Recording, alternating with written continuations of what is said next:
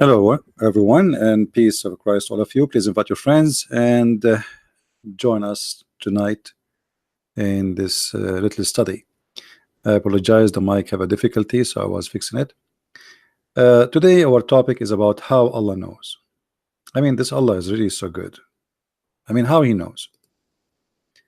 You try to find out always how Allah knows, and you get confused about how much Allah knows. So today we have another what the Muslims claim it is a scientific miracle. Allah knows everything. I mean, we have to face it. And the reason I choose this topic today about the atmosphere, because a Muslim, he wrote to me and he says, how come Allah, He knows about the atmosphere? So I said, really, Allah, He knows about the atmosphere? He said, yeah. I said, okay, let us see if Allah knows really about the atmosphere. All those things we see in the front of us, they are nothing but fictions and lies.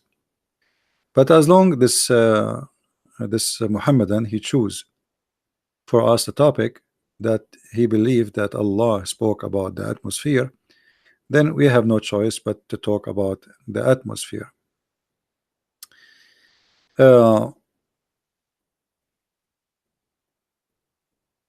Always, when I try to answer Muslims, as you know, I never use anything have to do with the Christianity or anything else except what Muslims believe.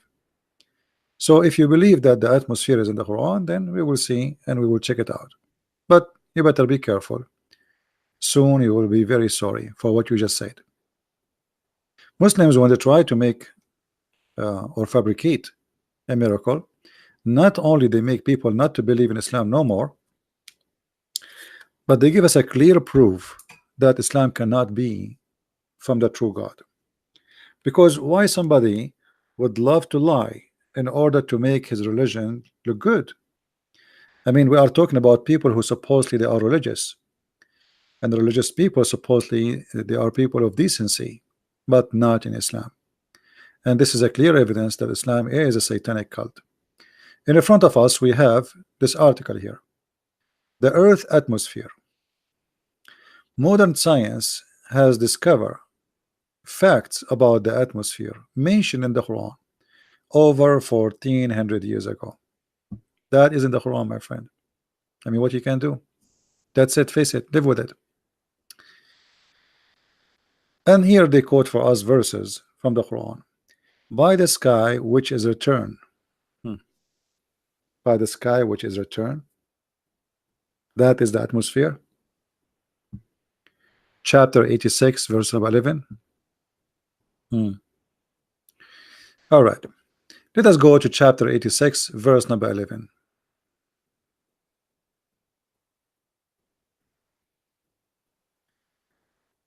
And see if the Muslims are being truthful or they are lying.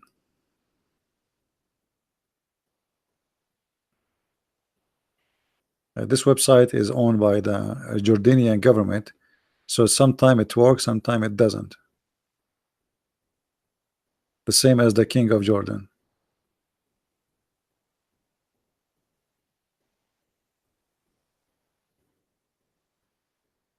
Well, look like it's not working. Okay, let's see different website. I know. What happened?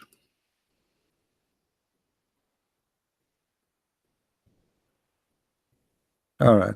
Well, it's a Jordanian website. What you expect? Let us see different thing. Something hosted in America but owned by Muslims. Thank God the Muslims don't own the internet. Otherwise, nothing will work. So we go to chapter 86, verse number 11. Let us see Ibn Kathir. Ibn Kathir, by the way, he is a lot moderate as a scholar, because remember, he came long after. I mean, he's not really an old scholar compared to the others. And all the tafsir of Ibn Kathir is meant to defend Islam, the same as like Ibn Kathir, he was like a Zakir Naik in his time. The difference is, he's an Arab, and he is not stupid like Zakir Naik. Not that far. Now let us see what Ibn Kathir says about the same verse those Abdul they mention. Swearing by the truthfulness of the Quran and the failure of those who oppose it. Ibn Abbas says, Al-Raja mean the rain. Guys, Al-Raja mean the rain. By the sky having the rain, the cloud which give rains. Let us go back to the website. Oh boy, where is the page? Okay, all right. In first verse, God swear by the sky and its function of returning without specifying what it is return. In the Islamic doctrine, a divine oath signifies the magnitude. This is, you see, I mean, they just said that it doesn't say it's return what? No, it does. It does. A raja is the rain. I mean, you see how they lie? Just let it go back. This is Ibn Kathir. Ibn Abbas says, Al-Raja mean rains. So look how they made it from a verse speaking about the rain. They make it about the atmosphere. Can you believe it? So what Muhammad is saying, that the rain keep coming. This is why they call it the Raja. Like it rain and then later it can rain again, and later it rain again. That's why it's called Raja, like the coming back. But the Muslims, they try to find a connection between this and the atmosphere. So how we can do it? We have to fabricate our own meaning. And as you see, this is their own scholars, and this is how they understood it for 1400 years. Now, if we go back in the website, here they start giving you about the atmosphere and the scale and the graphic and etc. and the cycling and the sky cycling of the, what is that? I mean, what is this? What does have to do with Allah speaking about the atmosphere? And then they quote for us the verse after it. The verse after it says, it is he who made for you the earth as bed, actually as bed, which means flat, and the sky as a ceiling. Chapter 2 verse number 2. Okay, why you did not quote the rest of the verse? Why the Muslim did not quote the rest of the verse? Do you know why? Let me show you why. We will go to the Quran and we'll check it out.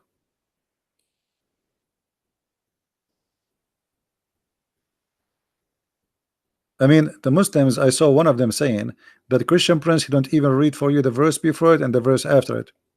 My friend, you can read 10 verses after it and 10 verses after before it, and still you cannot answer me. But here the Muslims, they are quoting even the same verse without quoting the verse. They quote a line. Look where they stop. They stop here. Why you quote only this?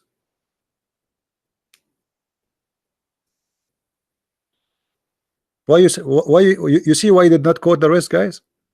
Because that confirmed that this is about the rain. Because they want to try to convince you that the other verse speaking about the cycling and how the atmosphere work, and then we find that this verse they are quoting is speaking about the rain, and that is not suitable for them, so they cut it off. But here, look at this.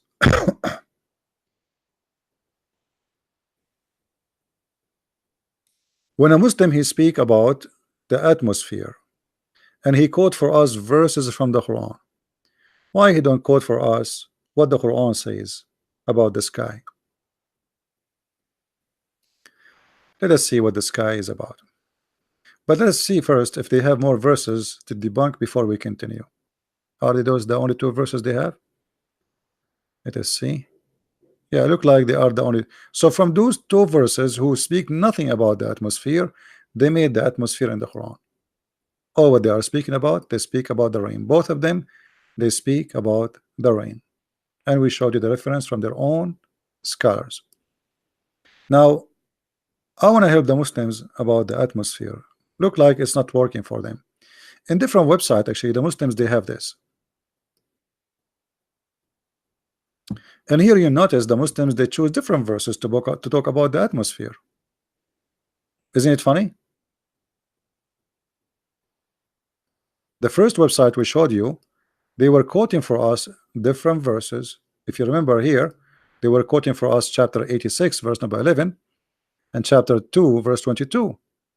In this website, they are quoting for us chapter 2, verse 29, and chapter 41, verse number 11 and 12. What happened? It is He who created everything on earth for you, and then He created His, He directed His attention. Look at this. Look at the fabrication. His attention up to heaven, and arranged it into 7 regular heaven. He has knowledge of all things. Okay. So chapter 2, verse number 29 is speaking about the atmosphere. Do we have any Muslim in the text he agree with that? Do we have any Muslim?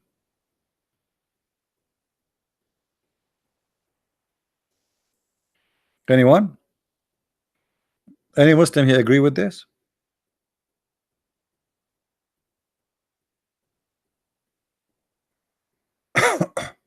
Who is a Muslim agree with this? Before we continue.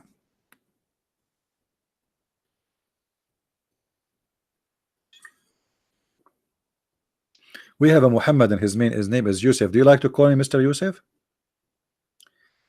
Do you like to call me? Okay, let me open my Skype in case you are brave enough to call me, my friend. All right. But be sure you ask your mom if it's okay for you to call, because in Islam, girls at the age of 6 they are mature, but men at the age of 54 still they want to play with kids like Muhammad. They are not mature. So please be sure before you call me that's your mom. She says okay. Okay.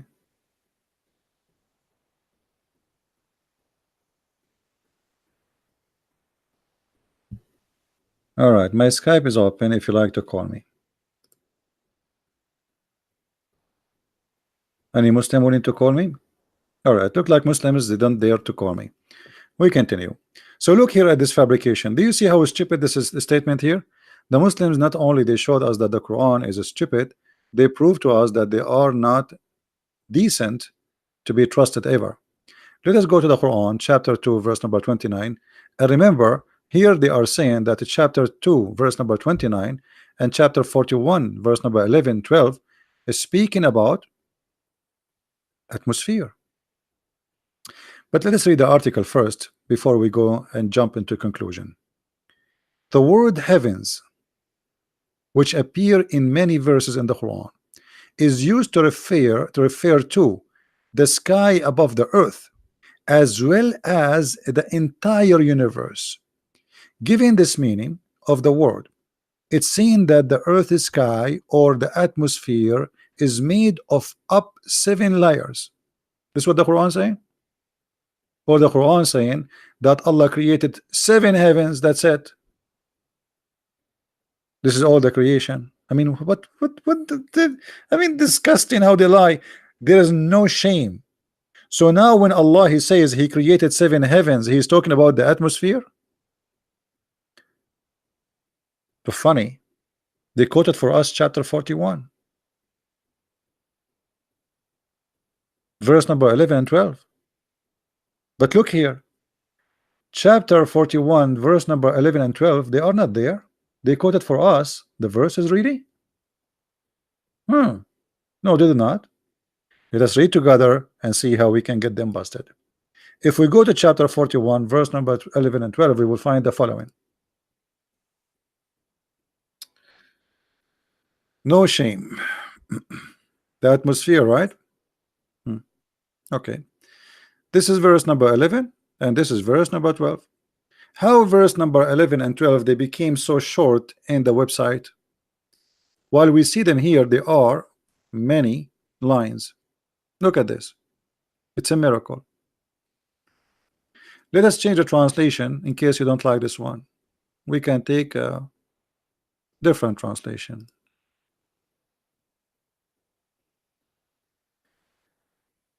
Chapter 11, chapter, sorry, 41, verse number 11. Then he went, not he directed his attention, you liars, to the sky, which means he rose up to the sky, toward the heaven when it was a smoke. So there was no heaven, there is no sky. And it says to the earth, come both of you, willingly or unwillingly. And then he completed and finished from their creation as 7 heavens in 2 days. So the 7 heavens are the whole heavens, and it is not in the atmosphere. And look what happened in verse number 12. You notice here in verse number 12, they did not show us the rest of the verse. Did you notice why? Anyone notice why? Why did it not quote for us verse number 12? Where is verse number 12? They are saying this is number 11 and 12. This is not 11 and 12. Where is the verse? They cut it off. They connected 2 verses and they choose some words from the 2 verses and they delete the rest. Because in the same chapter 41 verse number 12, it says that Allah, he created in the lowest heaven the stars. Do you see it? So look at these liars. In order to make this verse about the 7 atmosphere, they decided to cut off the verse, because the rest of the verse says clearly that we have 7 heavens and in the lowest one we have the stars.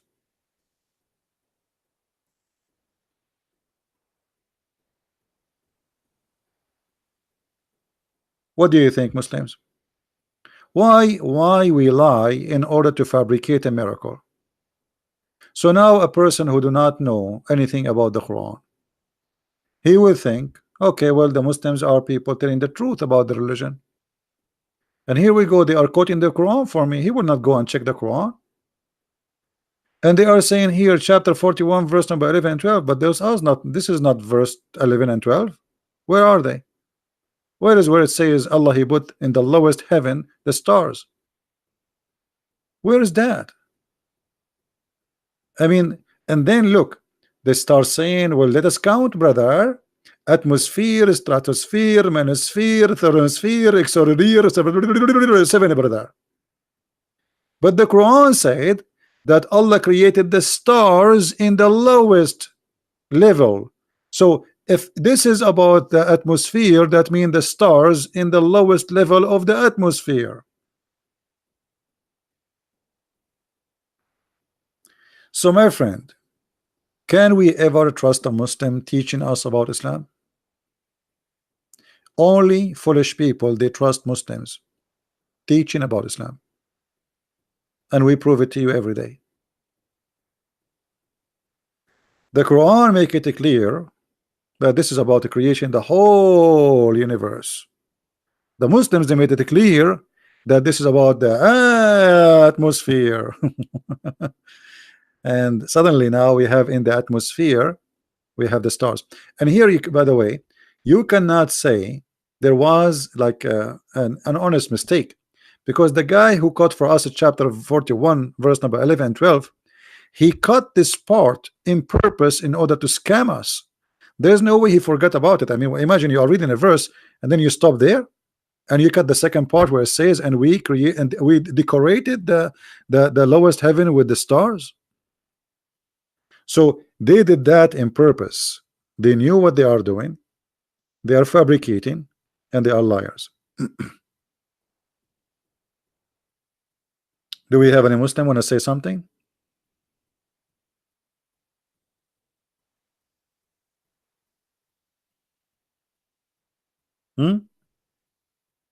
So here we notice that we have a problem with honesty and dignity. No dignity.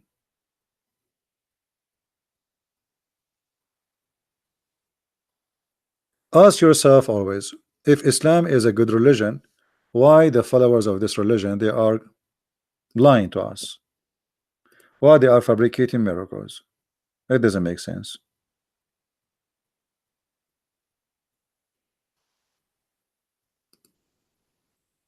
You see, I am a Christian. I do not need to lie in order to make you to believe in Jesus. You believe, you don't believe, who care? I mean, this is your business. Lied for you for what? And why I want to lie?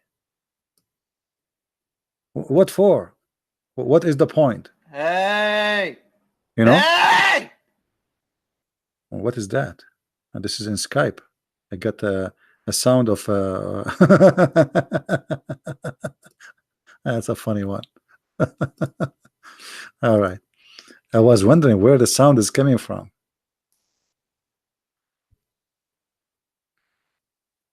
I think this is an animal was converting to Islam.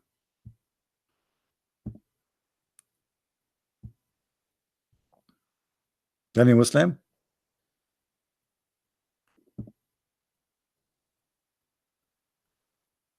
Why they lie? And if we continue, I mean, it's very embarrassing. Very embarrassing. Chapter 7, verse number 15. Don't you see how he created the seven heavens in layers? He who created the seven heavens in layers. Again, they add the layers, really, layers. Okay. But this is about Allah. He believe in seven earth and seven heaven. The Quran teach there is seven earth and seven heaven. The one is trying to call me. Don't call if you are not a Muslim, please. Is Allah just a name for the Abdul gods, or just an Arab word meaning God? No, Allah is a word. Allah is not a word meaning God. It's a name, but it's contained two words. It contains two words, and we explained that many times. If we go, look like we have to explain it again and again.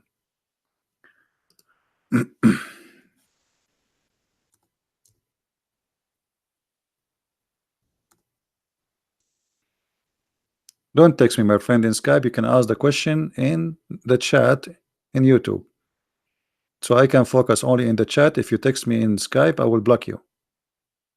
Please be careful. If everybody texts me in Skype, that's endless.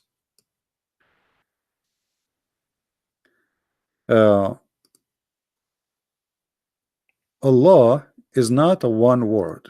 It is two words.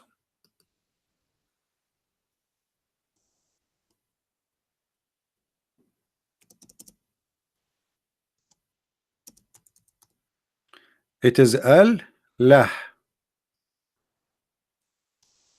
Al is a word meaning God in the ancient Hebrew and the ancient Aramaic.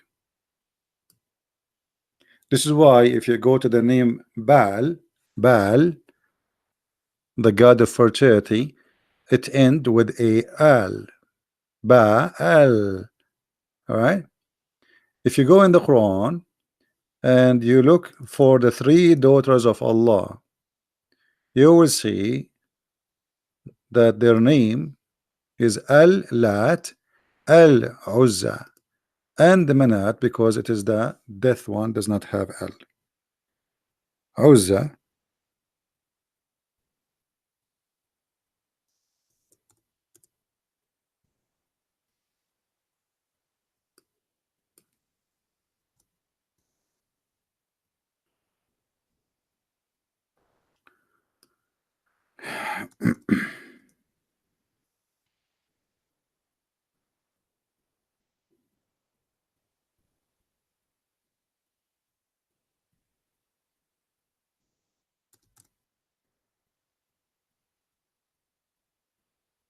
My keyboard have a problem.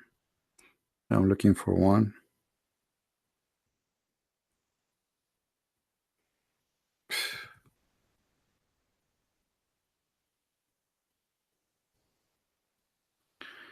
If you go to chapter 30, sorry, 53, verse number 20, 19 and 20, you will see it says, haven't you then considered Al Lat and Al Uzza? Uzza is a goddess, Lat is a goddess. Lat is a name, Al is a word meaning God.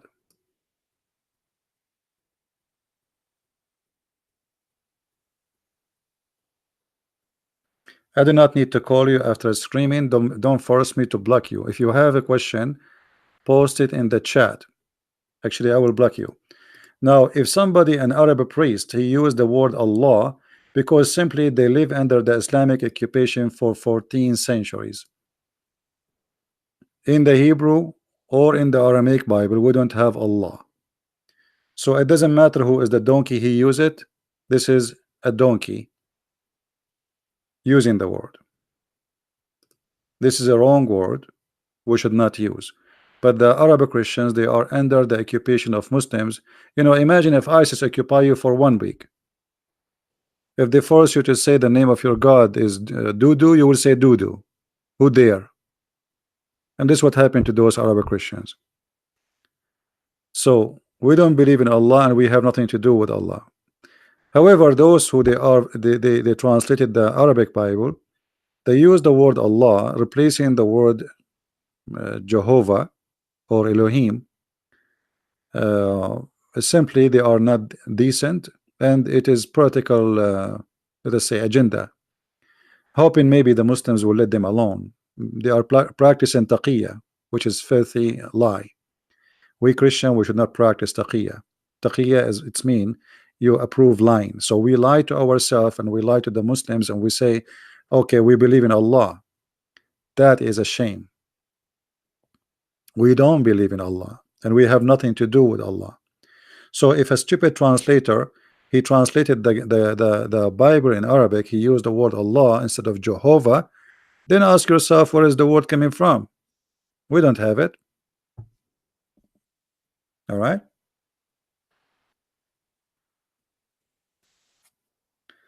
Anyway, translation is a translation, right? The same as the Muslims. If you go right now and you search in the Quran, you will find the name Isa, but in the English you find the word Jesus, but there's no Jesus in the whole Quran. There's no Jesus. It's Isa. So the Muslims, they lie in their translation, and those who translated the Bible to Arabic, they lie in their translation. Both are liars.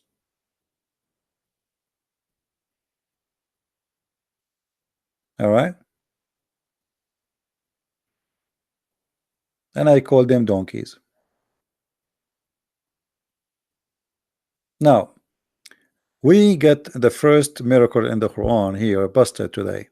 If there is any Muslim feel like he wanna give me a call and show me a miracle which we did not or we cannot refute.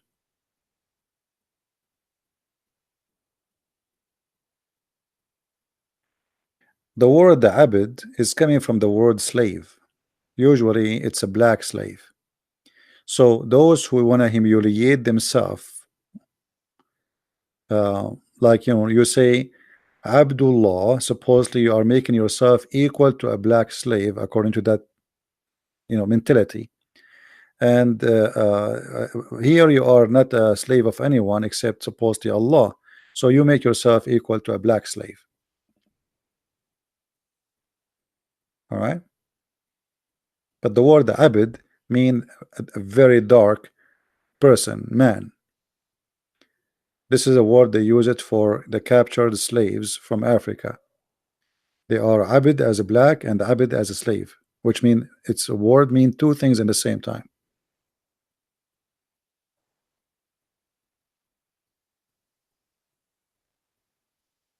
No, this is not very hard.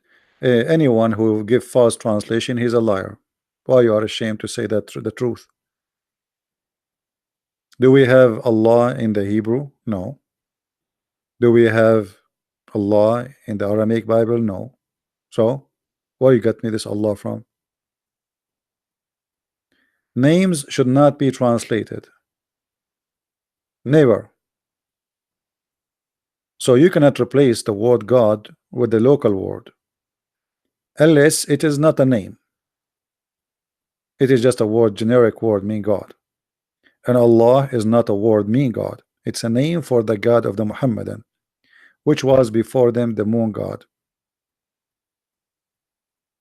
There's many words for God in Arabic. There's Rabb, there's Ilah, Ilah, Ilah simply. You see in the old Aramaic and Hebrew, the word Al was God.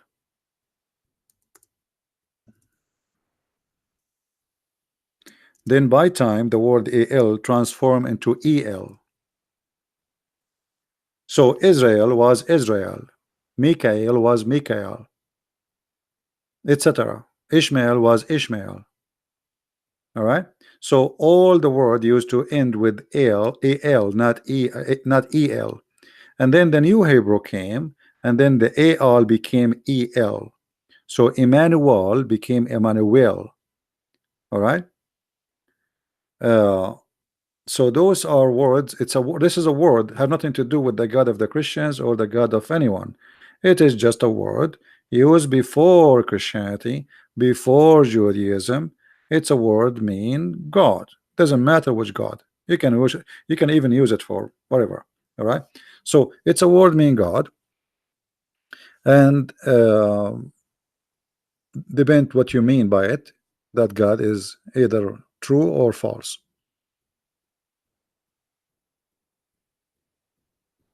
All right.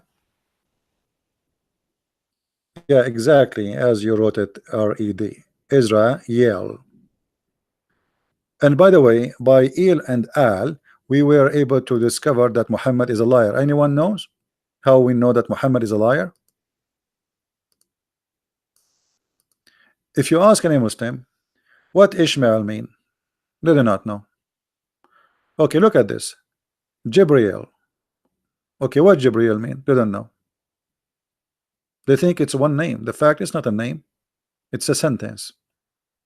But because Muhammad is stealing names from other belief, he added to his own cult, but yet he cannot tell them what this is mean. Israel, what Israel mean? They do not know. They don't know. What Allah mean? They don't know. What Mikael mean? They don't know. What Abraham mean? They don't know. They don't know. For all those names are a theft. And when you are a thief, you know nothing. You don't know your God. Like imagine you are a thief. You stole a bicycle, or you bought a bicycle, stolen one, and the police stop you. Says, "Where do you get this bicycle?" I don't know. How much the bicycle? I don't know. So it is a theft, and this is why they know nothing. What Maryam mean? Look, all the names. What Maryam mean? They don't know. What Isa mean? They don't know. They don't know. They know nothing. For all of this cult is a collection of theft. Same time, remember the Muslim, they say Allah have 99 names, correct? Okay, none of them is Il. So why Jibreel? This is the Jibra, the one who belonged to Il, but the 99 names of Allah, none of them is Il. So how does this guy Jibreel belong to Allah? Israel, Mikael, Israfil, those that belong to the God Il. Okay, who is Il? There is nothing Islam Il. We go back to that topic. And by the way, I have my left ear, I have infection. I look like I took a shower and it's blocked by water, you know. So I hope this will go soon. I will read Quran today because Quran is very good for plumbing. Do we have any Muslim want to say something to us?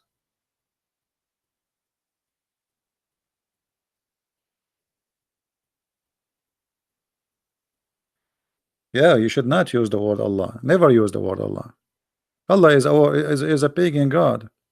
You see, this is what happened in the world of political correctness. Nobody is decent. Nobody want to be truthful. Now we go to the church, and then we find supposedly a priest who want to teach us to be people of God, and then he fabricate a word which is a pagan god, and he says to us, "Let us worship Allah." So you find yourself, you go into church to worship Jesus, you find yourself Indian worshiping the pagan god of Islam. That is a shame. Especially Allah is a word and the name in the same time. It's not a word mean God. What the Muslim they say when they take Shahada, they say there's no God but Allah. They don't say there's no Allah but Allah, because Allah is a name. It's not a word mean God. All right. You open Bible topic. Everything about in front of us is a Bible topic. What you Muslims know about Jesus? Who is Jesus? Jesus is the son of Mary, and Mary is the daughter of Amran. Who is Amran? I mean, your God Allah, and His Prophet Muhammad, they did not even have a certificate of 2 years study in a nursing house, not in an elementary school. Who is Mary, the daughter of Amran? Who is Amran? And then Moses is the son of Amran, and Aaron is the son of Amran. And then we find in the Quran it says that Mary, she is the sister of Aaron.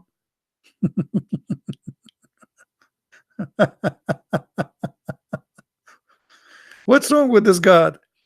He don't even know how to quote names. Umran, who's Umran? Even the name is wrong. Musa's father, his name is not Umran. There's nothing in the Quran, in the Bible it's called Umran. Who's Umran?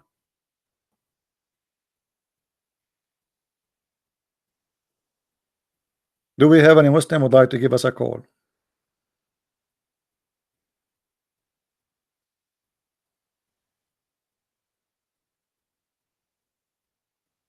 Yeah, Shaitan, he urinated in my ears, as the Prophet said. So everything in this cult is crazy. It's not, you know. And look, the Muslim, they keep saying to us that your Bible is corrupt. Look what their Yellow Pages book saying. And when come to them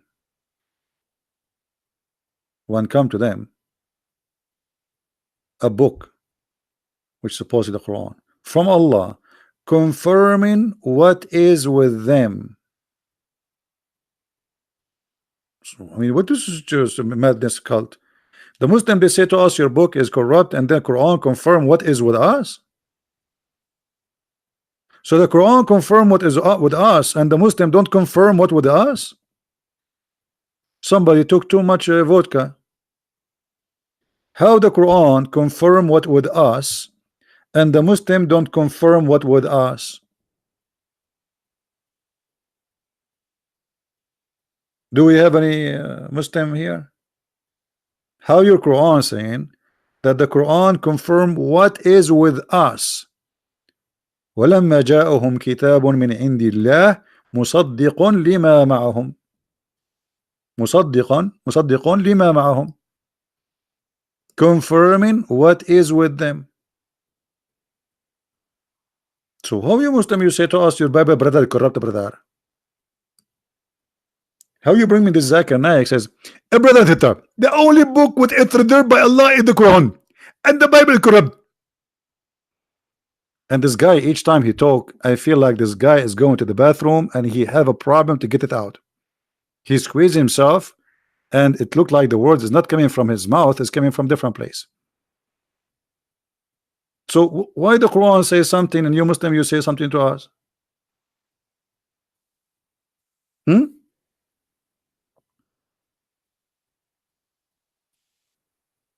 Hello? Which one of you is the truth telling the truth? The Quran, Allah, or you Muslims, or Didat, or Zakir Naik?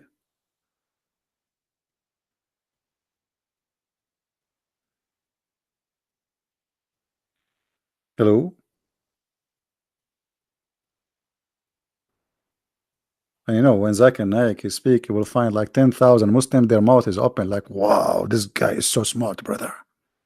I mean, this guy is unbelievable how smart he is. And I cannot forget when a woman, an Indian woman, she asked him, why in Islam there is no woman, she is a prophet. That is what really hurt. I mean, this is a shining moment for Zakir Naik. I mean, his intelligence here was shining.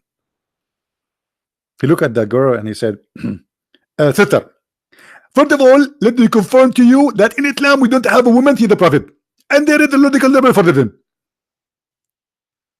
If a woman to become a prophet, they have to do wudu, and if you do wudu, they have to do wudu, and they have to pray in the front of the congregation.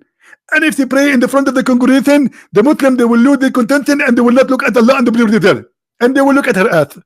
Translation: if a Muslim woman she became a prophet, she will pray in the front of the Muslims and she will bend over and the Muslim will look at her ass and they will lose their prayer. And the Muslim like, Allahu Akbar, wow, Allahu Akbar, brother, this guy is so good, brother. That's the reason.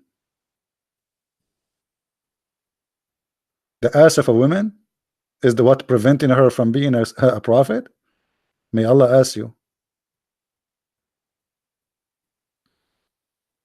Actually, there's a hadith about a bunch of guys. They came to the caliphate and look supposedly they are decent.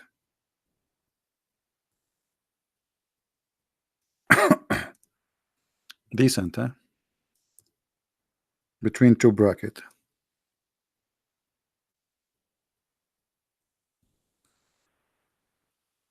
They come to the caliphate and they say to him, we have a homo imam who is praying on us and he is tempting us with his bum. Read carefully. A homo imam.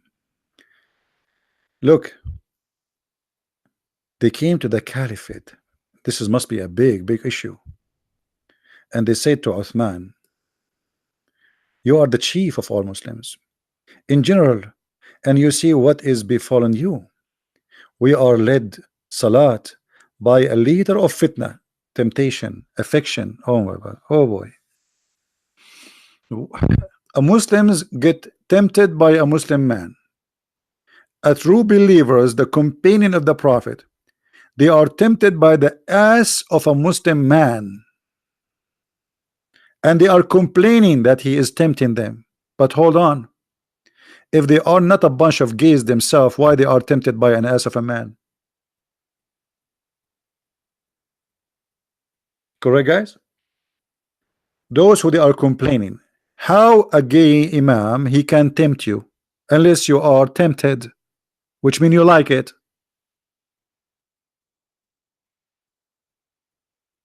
Are you getting my point? Like if I say this woman is tempting me, it's mean I like, you know, I like women, obviously. I mean women. So okay, women. But a man, he is tempting men, all of them. How they get tempted? The Muslims, what he was doing exactly? He was putting his finger in his mouth. Well, what he was doing exactly? I mean, what is that? The guy is leading in prayer in front of them, bending over, so his ass is tempting them. Why they are looking at his ass? How a bunch of believers, men, can be tempted by a man they accuse him to be is you know.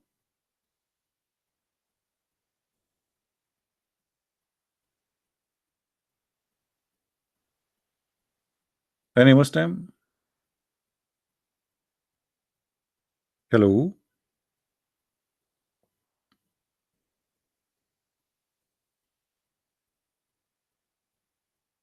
Obviously, they are a bunch of, you know, all of them, they are the same equality. And now they are coming to the caliphate, trying to say, oh, we are not like that, but they are. And then the caliphate, he says, so what? Do pray behind him. And then they said, look what they said at the end. Because the caliphate, he says, still pray behind him. In our opinion, we should not afford salat behind a feminine person unless there is no alternative. So the caliphate, he says, you do it. You still have to do it. Tempted, don't tempt it, I don't care. You do it.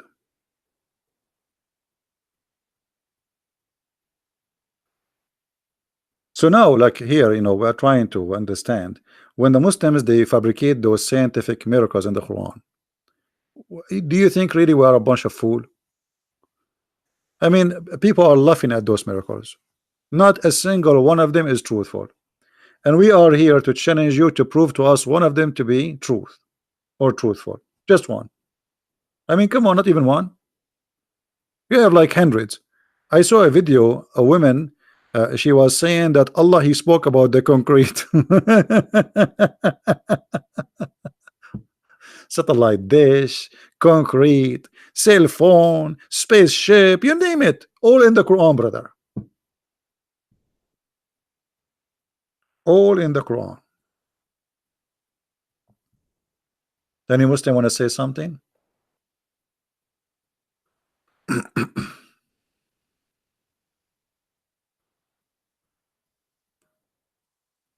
Any Muslim want to say something to us? Yeah, spaceship. When when you are desperate, you fabricate anything to convert people to your cult. You know, if you go on those website,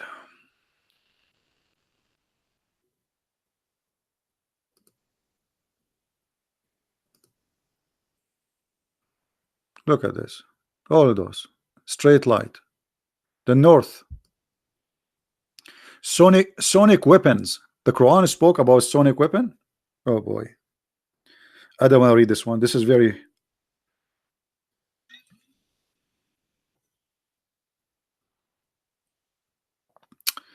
dark energy, soil expansion, not what nocturnal animals. I don't even know how to read it. Earthquake, subduction, fault lines, the crow, the moonlight, the rocks cracks, even the rocks cracked in the Quran, fresh water, armor, even this one in the Quran. Hold on, this is new. I want to see this one. Sorry guys, I cannot resist this one. Don't you want to see the tank, the armor?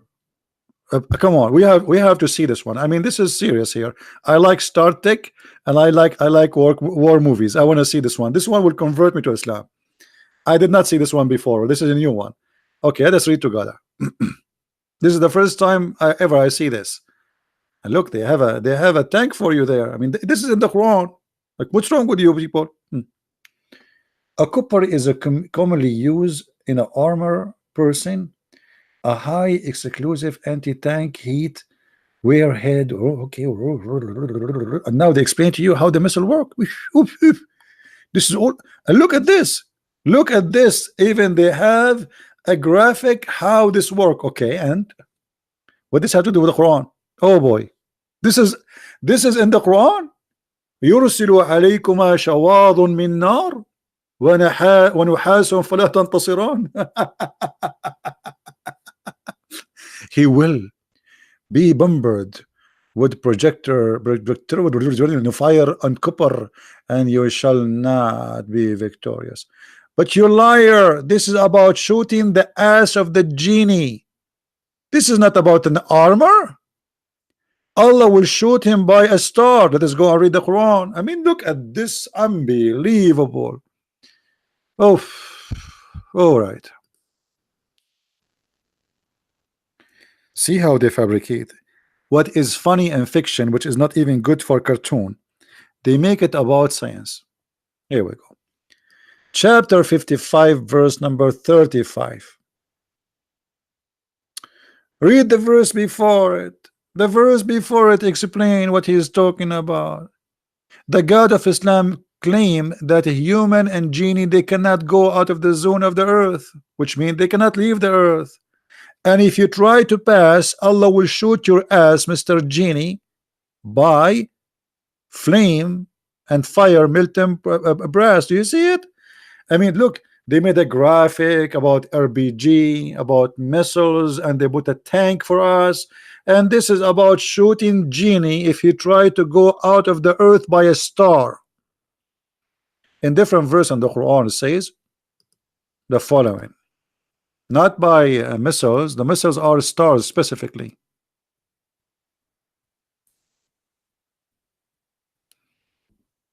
65, 67, 5. And we indeed, and indeed, we have adorned the nearest heaven with lamps, and we have made such a lamp as missiles to drive away the shaitan. So you made a fiction that Allah he shoot the ass of shaitan by a star. You make it about tanks. This is what Allah is talking about. He is shooting RPG. He's shooting a star.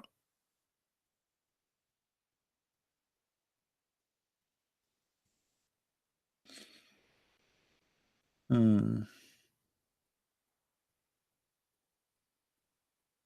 Please let CP mock the word Allah, call him all of you until we are not mocking anyone. We say the truth. We are not here to mock anyone. We are just sharing the truth. If sharing the truth is a mockery, this is your business. We are not mocking. We are just getting liars busted. Look, what is fiction? They make it about tanks, science, degrees, brother. It is a brother.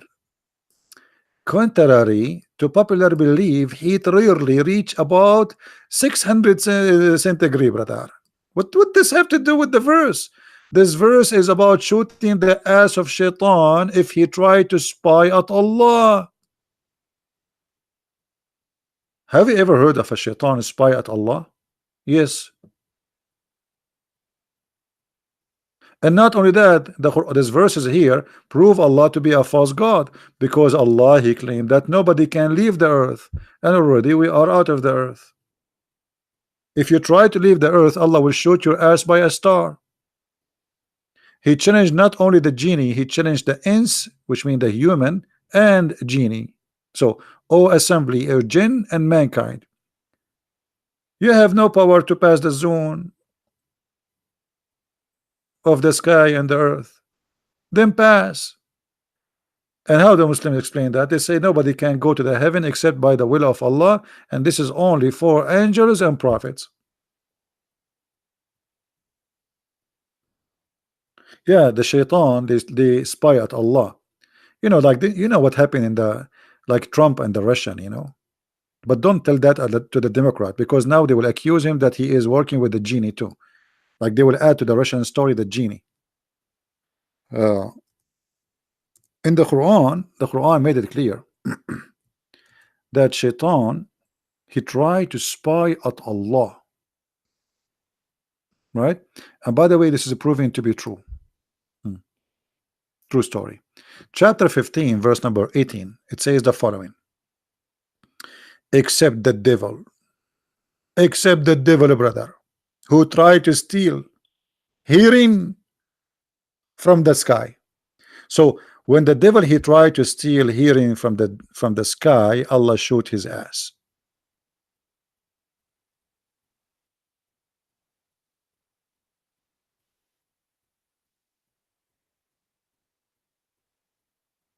Any Muslim have a comment?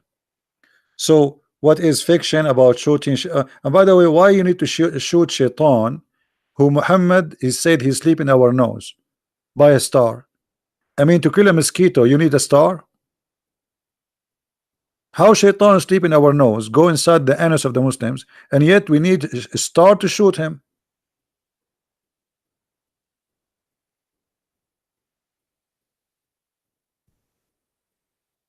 Any Muhammadan? Isn't it Muhammad says don't do yawn because shaitan he jump in your opening in your mouth?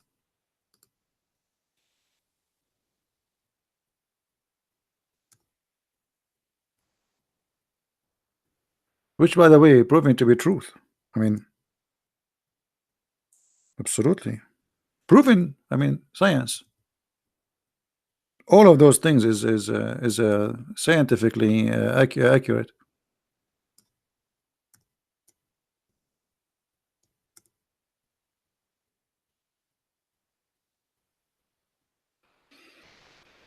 Muhammad, look what Muhammad said. The Messenger of Allah said, "The sneeze is from Allah." Okay, okay. Pumba, take it easy, my friend. The sneeze is from Allah, and the yawning from Shaitan. So now we have definition. If you ever have cold, this is from Allah. Not only that, Muhammad, he says Allah, he loves sneezing. He loved those who sneeze, actually, to be more accurate. And yawning is from Shaitan. This is, by the way, proven to be scientifically accurate. And then Muhammad, he says, so when one of you yawn, let him cover his mouth. And by the way, I saw an article about this part. Look what the Muslims they do. Allow me, please, allow me to do something here. Can you allow me to do something, please? Okay, let us do this.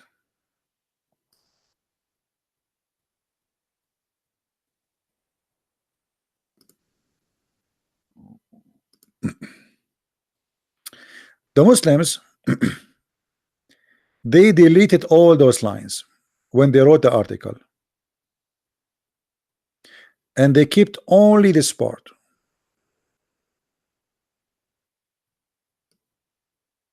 So all this part here is deleted. So they let only from this whole art, the whole hadith, only those lines. So when one of you yawn, let him cover his mouth with his hand. And the article title, as I remember, it was the Prophet teaching us how to fight bacterias. How to fight what? Bacterias. So the Prophet here was teaching you how to fight bacterias, how to stop spreading disease. Really? The story is about Shaitan jumping inside your mouth, and he will laugh at you like you start yawning. This is what they make it about science. They delete everything and they keep only this line. And when you read this line, okay, the Prophet says, when one of you do yawn, cover his mouth. Sound good, but they will not show you the rest.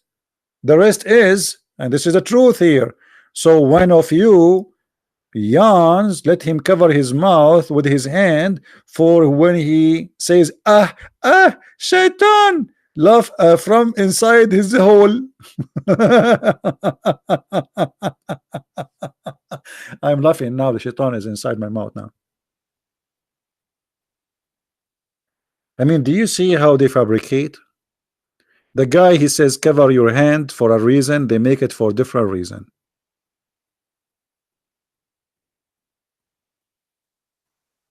Unbelievable. No, but there's many naive, Western American, they see, they are reading an article, they don't know, they can fool them. There's many people get fooled. My friend, deception is nothing new. Deception, there's people, they live like kings based on deception. That's all. There's things you do in your life every day because people, they fool you. They make you buy things you do not need.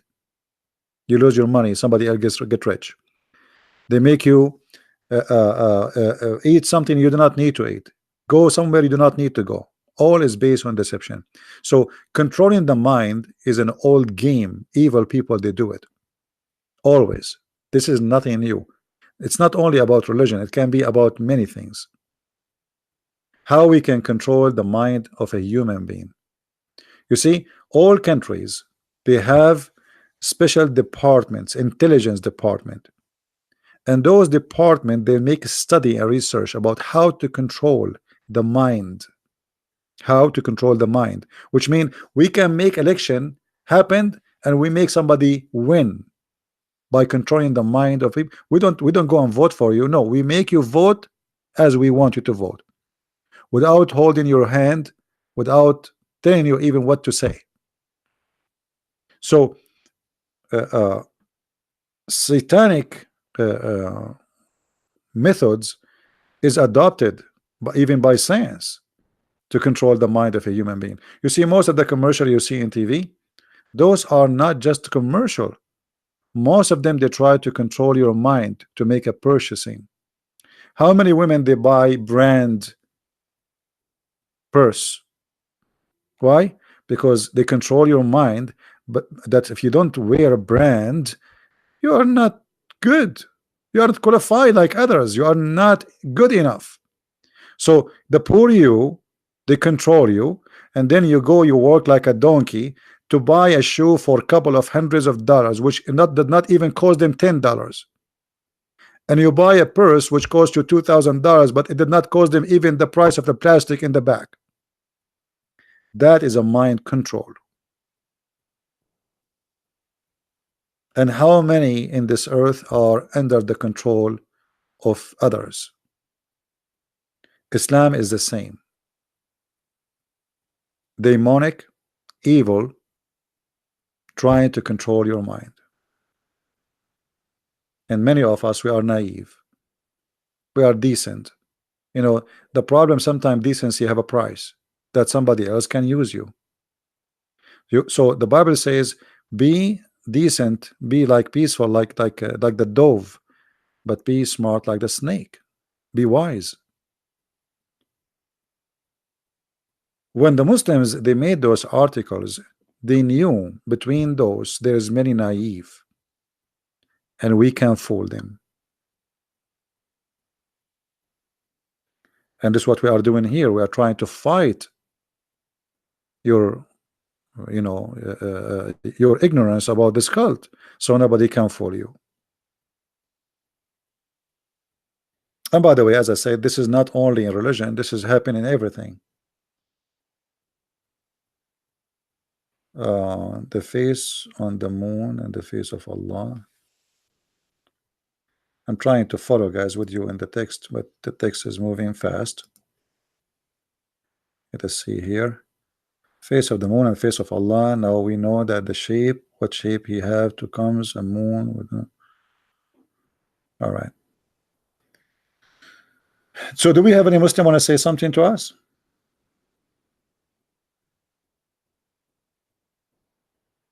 And by the way, all cult leaders, they share one thing.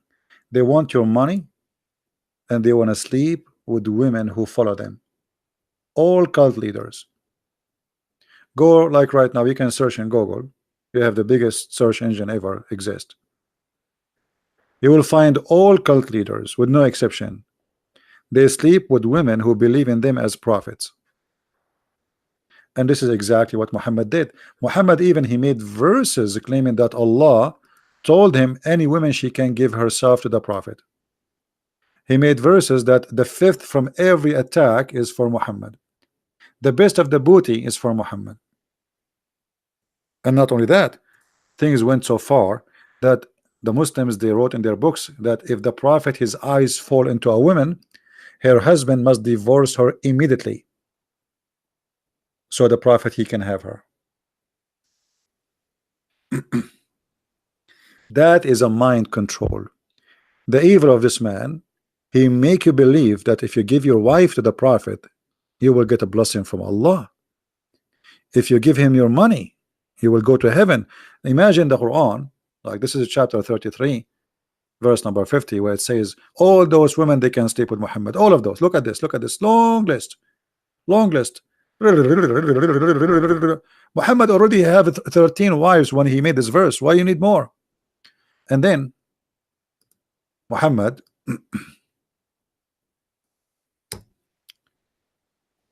he go far with his madness that you cannot, if you want to go to Allah, heaven will give him a loan. I mean, have you ever heard of God he need a loan? And if you give Allah a loan, Allah will double it for you and he will forgive your sin. Chapter 64, verse number 17. Isn't it obvious that this guy is a scam? So if you are rich, if you are rich, you go to heaven. You should give Allah, give Muhammad the money. Okay, you have a corner lot in the heaven.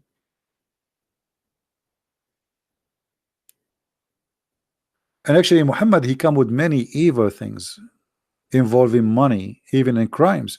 As an example, I don't know if you heard the news that there's a man who killed a journalist, I think in Kuwait, and they negotiate with the family of the victim, and the family of the victim accepted $33 million blood money. This is Islamic. So if you are rich, you kill somebody, and especially if the family of this person is poor and you are powerful, a lot of money, you go there, listen, okay, I killed your son, you better take the blood money, otherwise we will torture you. You killed our son, take the money or else. They take the money, and now the guy who killed is a free. You can search it right now, and you know, and this is Islamic. This is very Islamic.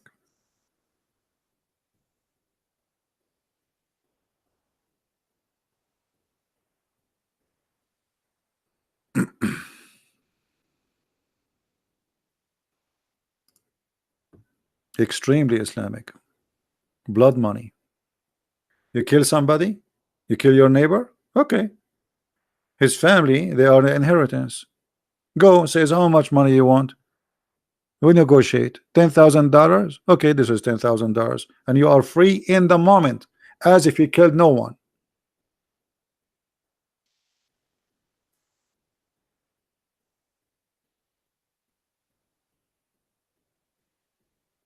And imagine the guy, he killed a journalist in TV, famous one, and he is rich.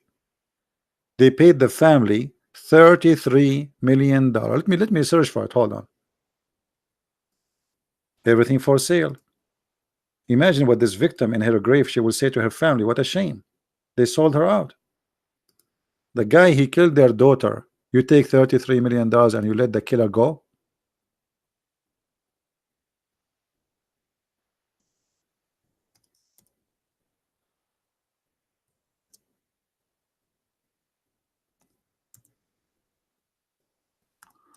I'm searching for the news.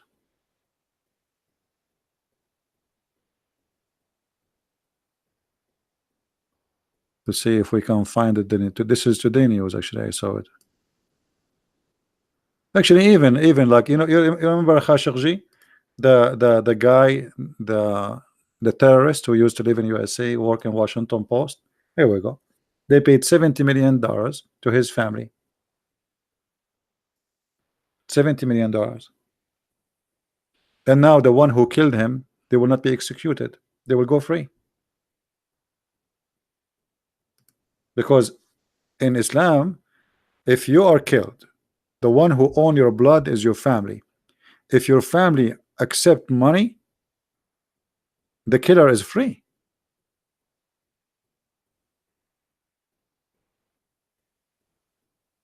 Yeah, this is very Islamic. You see, this is the hate in front of you. I'm not making things up. As you know, I never say something without proof. Muhammad, he said it clearly, a Muslim will not be killed for killing non-Muslim. So if a Muslim he killed you, he will not be killed. And this is why Muslims do not believe in equality, which you are not equal to Muslims. You are like a cow. So in Iran, if a Muslim he killed a Christian, he have to pay to his family $500, which is less than the price of a cow. But if he kill a Muslim, then he shall be killed otherwise, unless he made an agreement with the family to accept the blood money, and this is negotiation between them. Whatever the money they agree, he is free.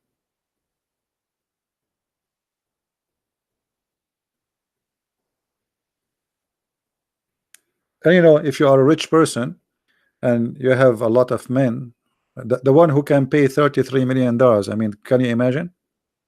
The one who can pay $33 million, he can hire how many men to kill the rest of the family? So they can threat them, they can etc. Accept the money we will give you, or else, right?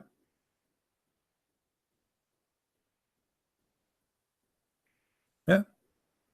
And this is not only in Saudi Arabia. No, this is in Kuwait, in Iran, all Islamic countries. All Islamic countries. This is have nothing to do with the Saudi. This is very Islamic. All right. Um,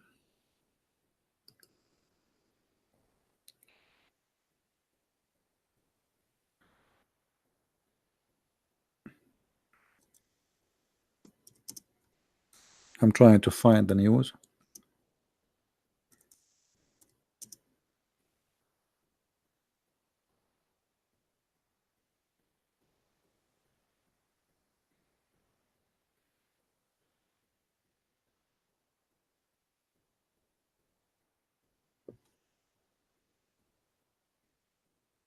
Yeah, I can find it in Arabic, but not in English.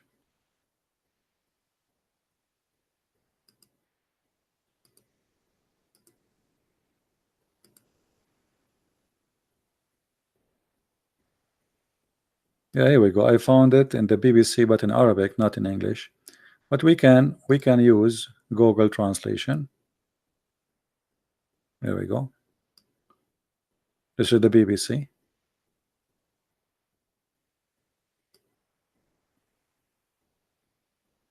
This man, he killed this woman.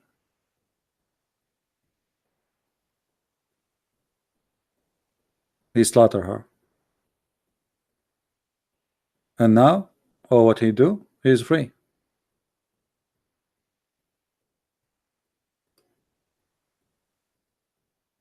You can murder as much as you want, as long as you have money. You force the family to accept the money. You know, this guy, he have a tribe, big tribe. They are rich, and those family obviously they are no match.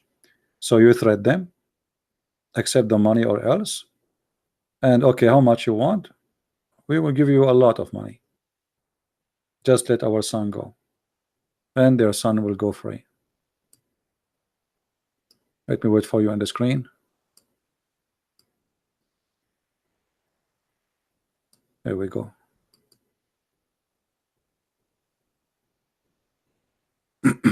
This is a translation. This is Google translation.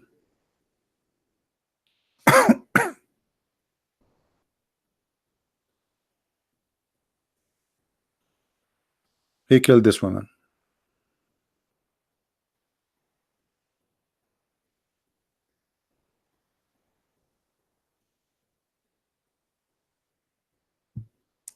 That is Islam, my friend. If you are rich, you can kill as many as you wish, and then you force the poor families to accept the money, or else they accept the money, are free, as nothing happened. I mean, he will not even stay for 1 day in jail. That's it. He paid the money. That's it. He go.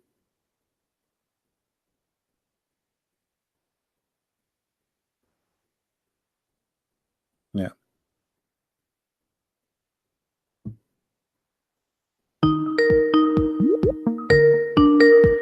Don't call me, my friend, if you are a Christian. Don't force me to block you.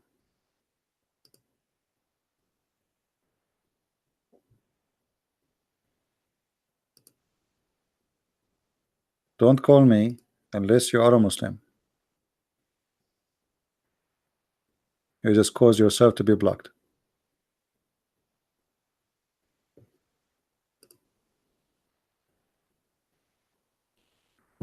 So as you see, you know, this cult is really crazy. It's justice. And look at Muhammad here. Look at the justice of Muhammad.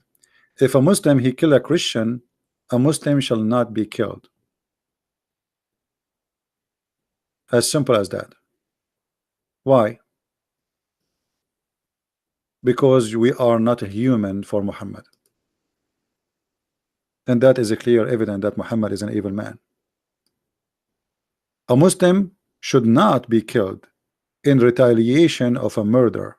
So if a Muslim he kill a Muslim, he should be killed unless he pay money to his family.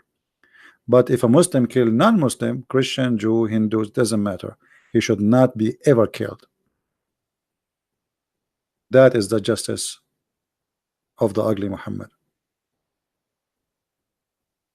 And this is all over, you see here.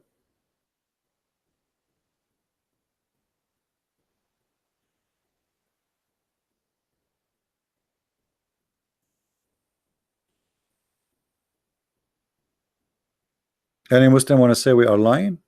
As you see, we show everything in the screen. Everything we have is in the screen. We don't make things up.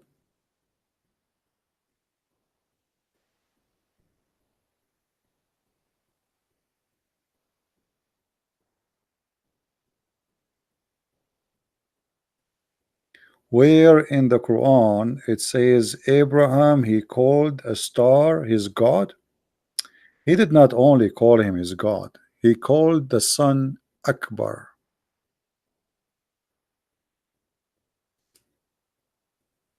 هذا ربي هذا أكبر. So first Abraham, this is in chapter 6, he saw a star, actually a planet, and then he says this is my God, this is Akbar. And then when the star disappear, he says I don't like the one who disappear. And then he saw the moon and he says this is my God. And then when the moon disappeared, he said I don't like the one disappear. And then he said that he saw the sun and he said this is my Lord, this is Akbar. And this is what the moon, the sun God was called. The moon God is Allah, Akbar is the sun God. So Allah and Akbar is unification, is Tawheed between the moon God and the sun God. This is what Tawheed is, unification between the two gods, Akbar, the sun, and the moon. The sun have sex with the moon, and they have three daughters, Manat and Allat and Al-Uzza.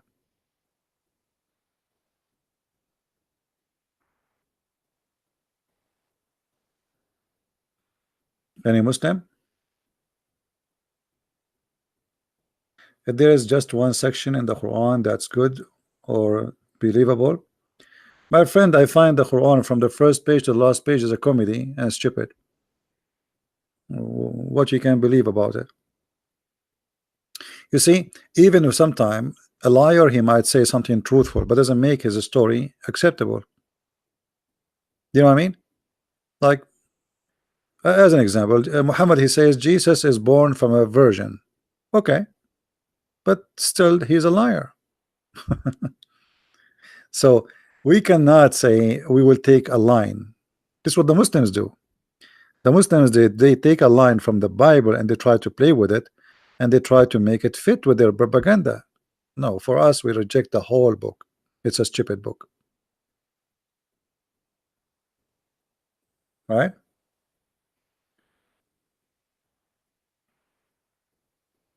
Yeah, Akbar, yeah. Yeah, you know, like you see the Al-Makkah, this is where the Al-Makkah is coming from, is the temple of the moon god. And the moon god is the ox, is the cow, the male cow. So this is why Muhammad he said, when let me show you the hadith. Don't pray when the sun rise, for it comes from between the two horn of shaitan.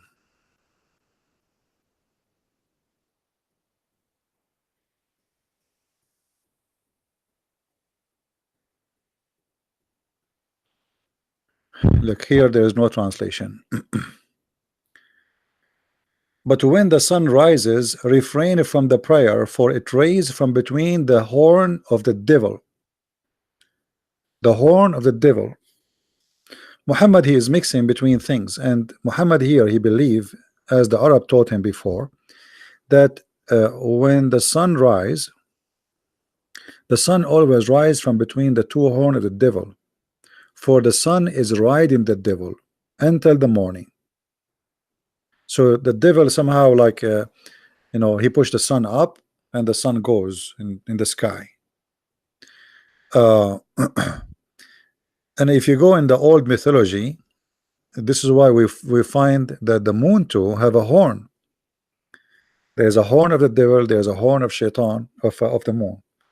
The crescent moon, the crescent moon is the horn of the moon god. And when you see the crescent moon, that's mean this is the time of fertility.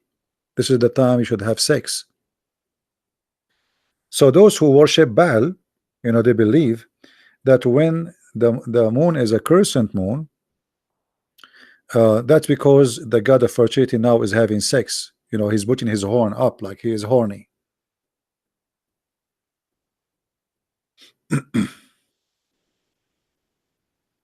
Do we have any Muslim want to say something?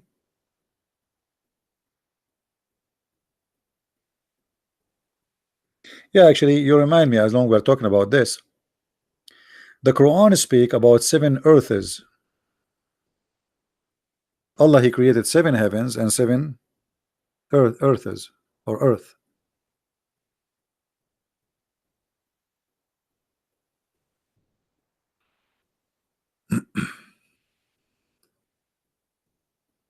So when you see the Quran speaking about 7 earth, you ask yourself, where we can find those 7 earth?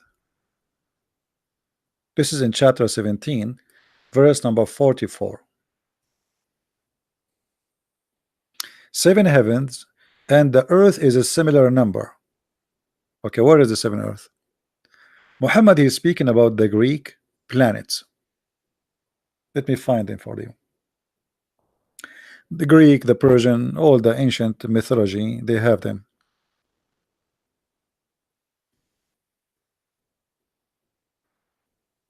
Give me a second.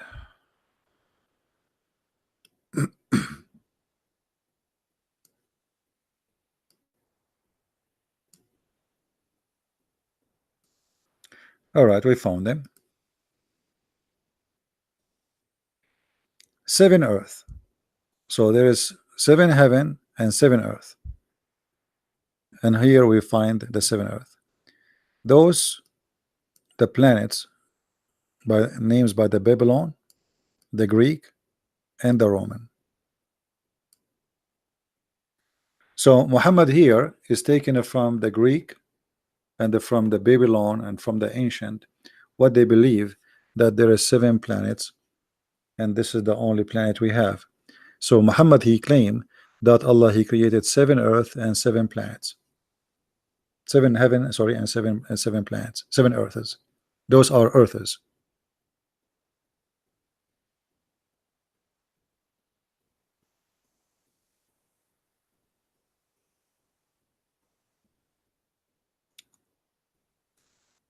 This is what I believe he's talking about. But in different stories, Muhammad, he speak too, that under the ground there is a jail, there is a floors for Allah to put the devils and shaitan there. As an example, Allah, he jailed the shaitan in Ramadan. Like now it's Ramadan. All right. So according to Allah, according to Muhammad, shaitan is now in jail. So who's killing and raping these days? If shaitan is in jail. So Muhammad, he claimed that in Ramadan, Allah, he put the shaitan in jail under the ground.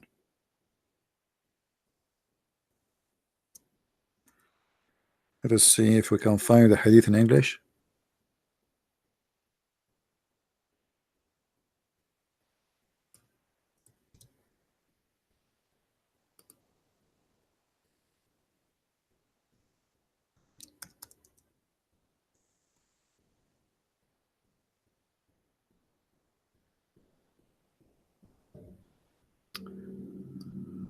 All right, let's see.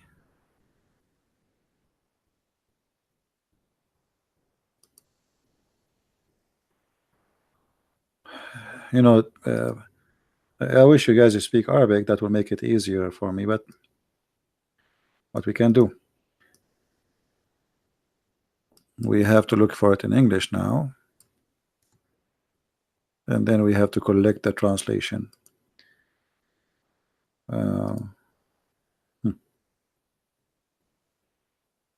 I can't even find. That's weird. This should be exist in the English website, because this is Sahih Bukhari and Sahih Muslim. All right, here we go.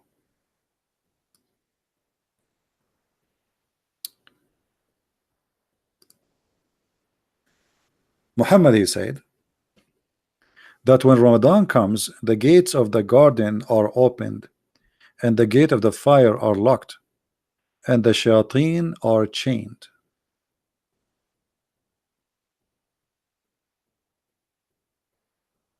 See it?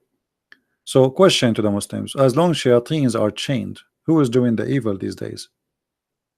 Actually, in Ramadan, there's 10 more. The violence goes skyrocketing. The Messenger of Allah said, the first night of the month of Ramadan, the shayateen are shackled, the jinn are restrained, the gates of fire are shut, such as no gate among them would be open. The gates of paradise are open, such as no gate among them would be closed. Do you see it?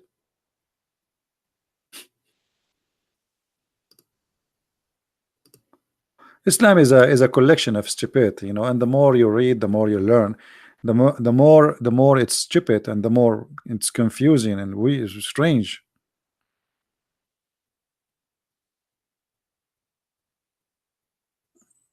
Do we have any Muslim feel like you wanna call us?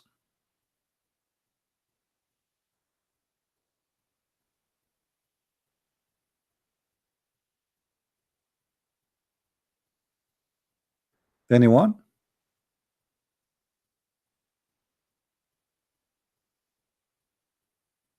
If you remember Muhammad, when he tell the story about Sulaiman at the end of the movie, he captured Shaitan and he put him in the chain, and he put him inside a rock, and he closed the rock by copper. You remember the Shaitan who came and he took his ring when he was in the bathroom? He took it from his wife at Jarada. He came to him. He came to her in the look of Sulaiman. So she thought this is the real Sulaiman. He have his face. He have a look. He have his voice. So he took the ring, and then he controlled the kingdom, because the ring of Sulaiman is how Sulaiman he can control all the kingdom. This is what kind of religion we're talking about. A religion believe that if you wear a ring, you are the king.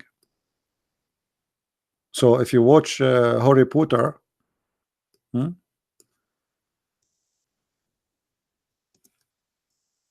are not far, very close.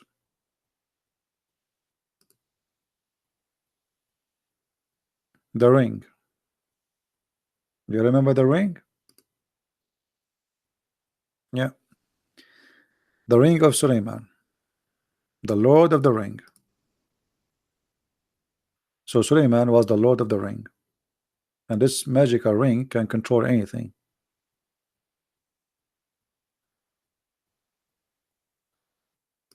And yet the Muslims, they made for us articles about science.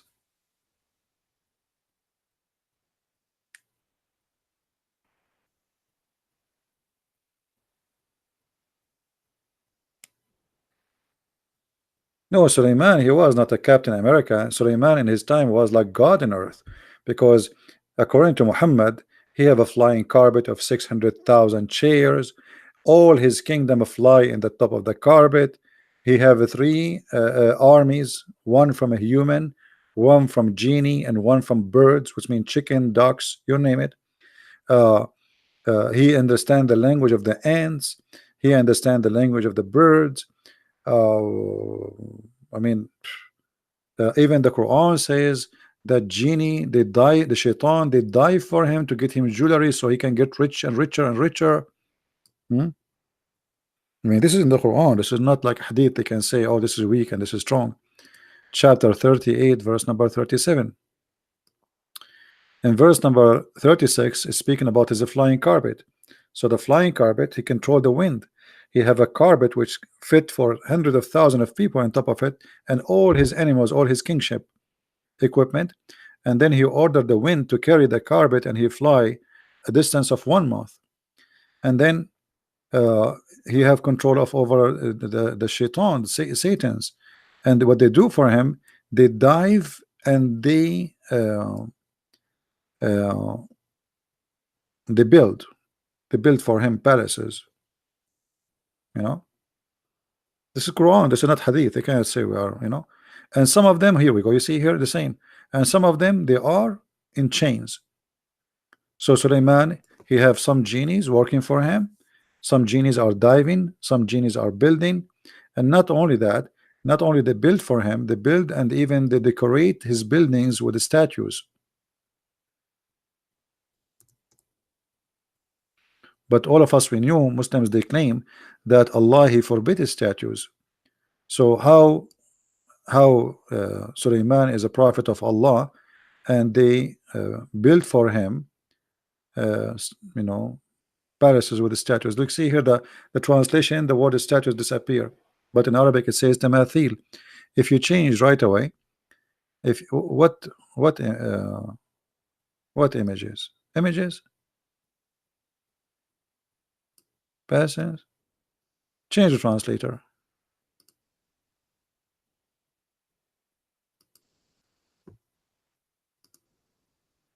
Look, we just change the translation, statues. See,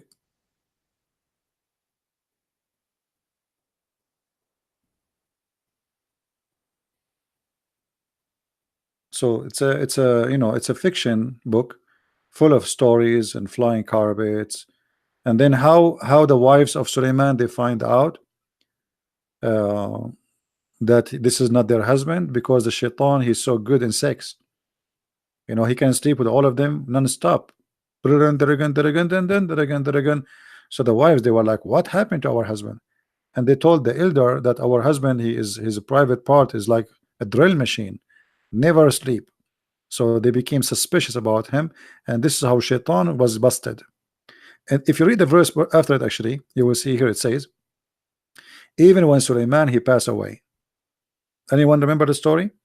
Suleiman, he passed away standing, holding his staff. All his kingdom did not notice that he is dead for almost a year. Why? Because he's holding his staff. Hello. And then how they notice? The ants, the termite, they ate his staff, and the staff broke, and then he fell down. And this is why this is a miracle from Allah. Suleiman, he died before time. Look like Allah is not in control of the timing. So Allah don't want them to know that he's dead. So what he did, he made him die when he is standing. So nobody noticed that his, imagine you people that are coming to your room, talking, coming out and standing. Why? Because you are holding your staff, but you are dead. And then the termite, they are eating the staff. And then after like whatever, you fell down, and this is why how they notice that you are dead. And this is a chapter 34, verse number 14. Let us see if this website work now.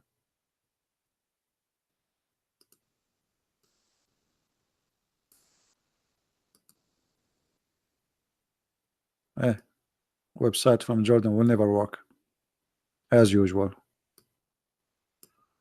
Forget it.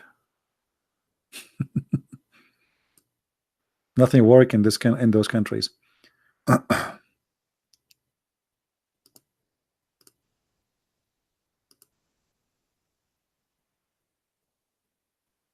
Okay, here we go. This is Ibn Kathir. This is Ibn Kathir. Let us read for you. Let us see if we can zoom in the text.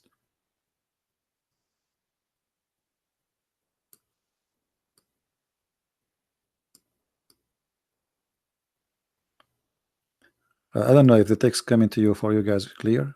Is it good? Can you read it or no? You cannot. Can you read? All right. Nothing informed them, the jinn, of his death except the little worm of earth which kept slowly gnawing away his stick. So when he fell down, the jinn saw clearly that he had known the unseen. Well, I mean, that's stupid. The termite, they ate his stick, and this is why they did not notice that he is dead. Right?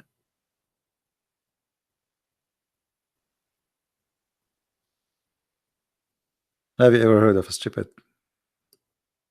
This is Islam.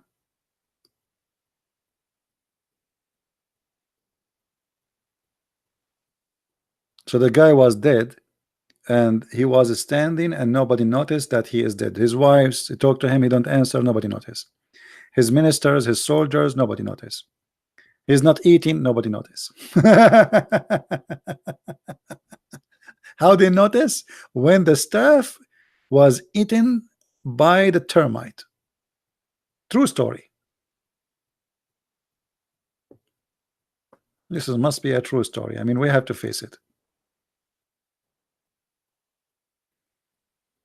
And you know the funny, we show them in the screen what is in their books. They say still they say to me, you're a liar. I mean, this is your website. This is a website owned by the Dean Show. You see the TV, the Muslim TV, by this big scam. What his name is, Staith, the one who claimed to be an ex minister.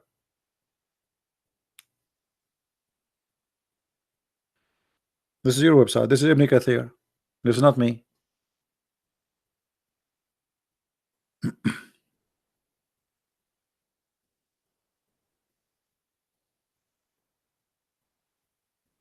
What Zakir Naik he say about this story? I don't know. I never heard him speaking about it, but I can imagine he can, like, Zakir Naik always he get excited with those fiction stories. So I imagine he would say this.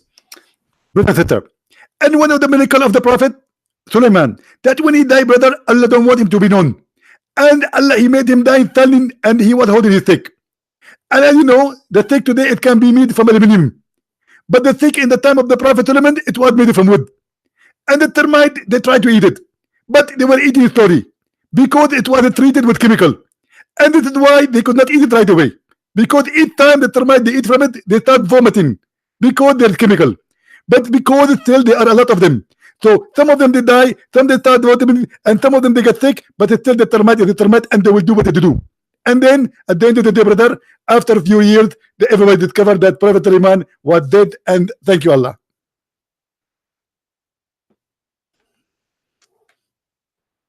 I mean, the termite, what you can do. Termite, they do what they do. That's what they do. That termite.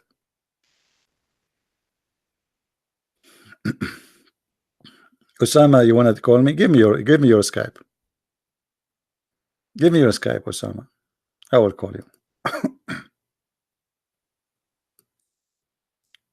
Give me your Skype.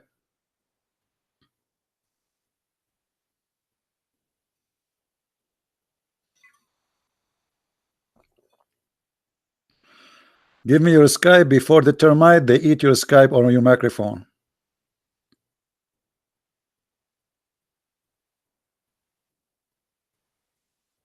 Once I was like, this was in chat room, and a Muslim, he told me, I don't have a microphone. I said, can you take the microphone and answer me?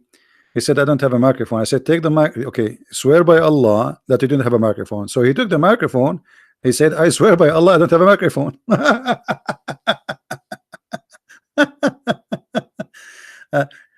And people, they were dying. I mean, he was swearing in the text, I'm telling you, I don't have a microphone.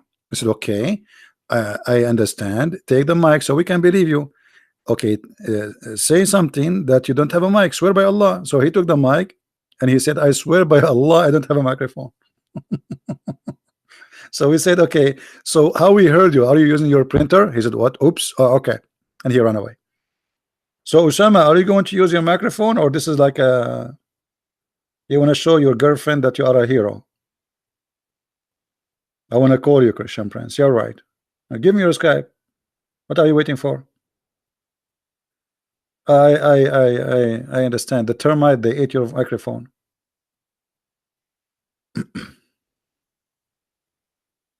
Did the termite eat? You know, Osama, I'm afraid the termite, they might eat something else, not only the staff. Be careful, my friend. I mean, especially if you have a wife. Look like the termite, they eat anything is you know. So Allah knows what else they will eat. Today they start with the staff of Suleiman. They might end with your I mean microphone. What happened to Osama? Osama was flooding the text. He wanted to debate me, and now he's dead. You are downloading Skype. You are downloading Skype. Is that something will take 10 hours? Hmm. Anyway, so as you see, Islam is a collection of fairy tale stories, stupidity, and they want you to believe in this. I mean, how foolish a human being can be to believe in this garbage. Thank God I don't have termite in my house. I come tomorrow, I might not find my computer, and you will think I'm still alive. Why? Because I'm standing and my microphone is open. They ate the computer but not the microphone. And then when they eat the microphone, they will notice that I am dead already. I mean, who can believe in such a story? You Muslim, what's wrong with you?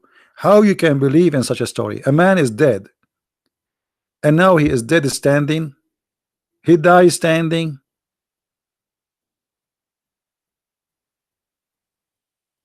And the reason he did not fall down because he was holding his staff. Now, I mean, who's crazy here?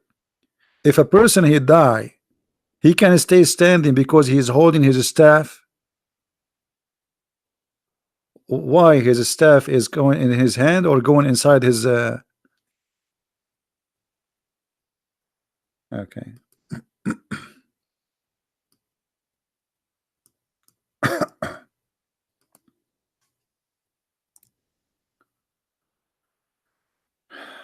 All right, Osama, which one is you? The one from Algeria? Which one is you? There's many. Put a picture, put something. Morocco, Casablanca.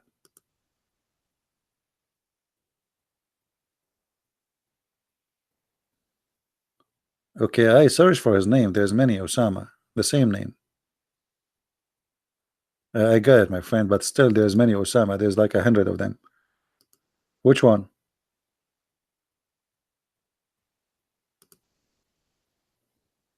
Put a picture in your Skype at least so we can recognize you. Like put a picture of a staff eaten by termite.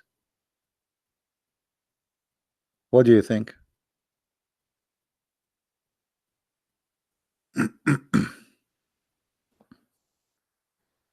Okay, what is your nickname?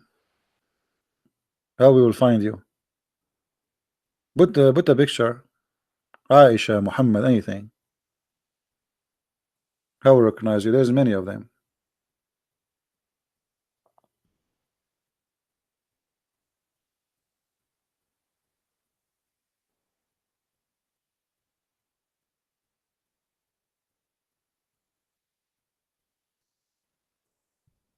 Hmm? We are waiting for you, Mr. Osama. I hope the termite will not eat you too. Once I was debating a Muslim, and he told me he needs just 5 minutes to go to the bathroom. That was 10 years ago. Until now, he never came back.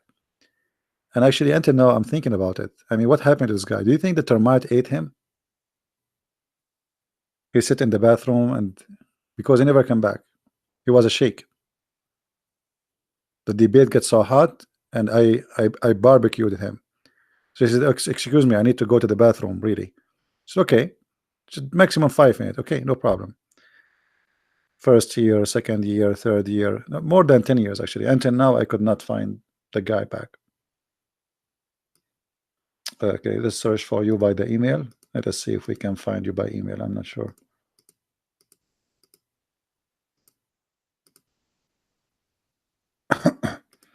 All right, Osama, I found you, my friend. I send you hi.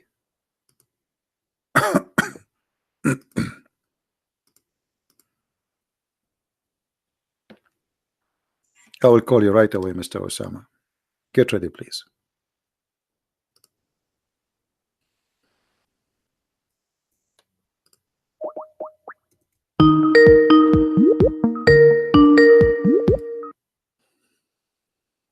Hello? Yes, Mr. Osama, how are you?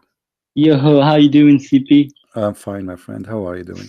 I'm doing great. Like all people in the chat, they're like, they think I'm Bin Laden or something. But like, I just called you not because I want to debate, but just because I have questions for you because I'm questioning my current faith. Okay, what made you question your faith?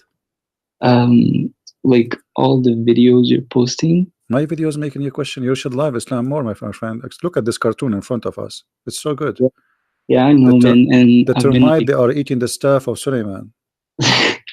I know, man, and All like right. there's a bunch of like superstitions and stuff like that. Yeah. So So how I can help you, my friend? yeah, I just had like question because like my parents, they're like, oh, but we have miracles. For example, like they'll say like Ramadan is like holy because we purify our body and stuff. So that makes me question like, is are those like um activities like really beneficial? That's why they exist, or are they just a First product of of all, like? in Ramadan, my friend, people, Muslims don't fast. If you live in Islamic countries, you know that in Ramadan, Muslims they eat more food, and this is why the price of food goes so crazy. Yeah, Okay, yeah, why? Because they eat more. You see, the price of any product is based on the demand. The more people they try to buy, it's the same amount we have, and then more people like more they want more and more of it, and the price go up. So Ramadan is not really in the month of fasting. Oh, what the Muslims they do, they switch the day night and the night day. This is not fasting. yeah, They eat like crazy, and you know that, and you know from your family. They even in Ramadan they cook the best food. yeah. Correct. And So what is it? Yeah, and I mean, it's very funny because Ramadan is the month where every family in the broken. You know. yeah, no, you're right. Yeah, I remember actually. You know, I am from the Middle East myself. I Yeah, remember how many families, especially from those who they are not worthy. You know, there's a tradition and etc. So they have to cook good food, and everything is expensive, and the salary is small. So what they do, they borrow money. They borrow. So by the end of the month of Ramadan, they borrow a lot of money, and they will spend the coming 6 months just paying for the food they bought. So Ramadan is not a month to purify anything. It's the month of violence actually. In Ramadan, a Muslim they start, they go crazy with violence. Are you there? I lost you, my friend. I think you moved your microphone.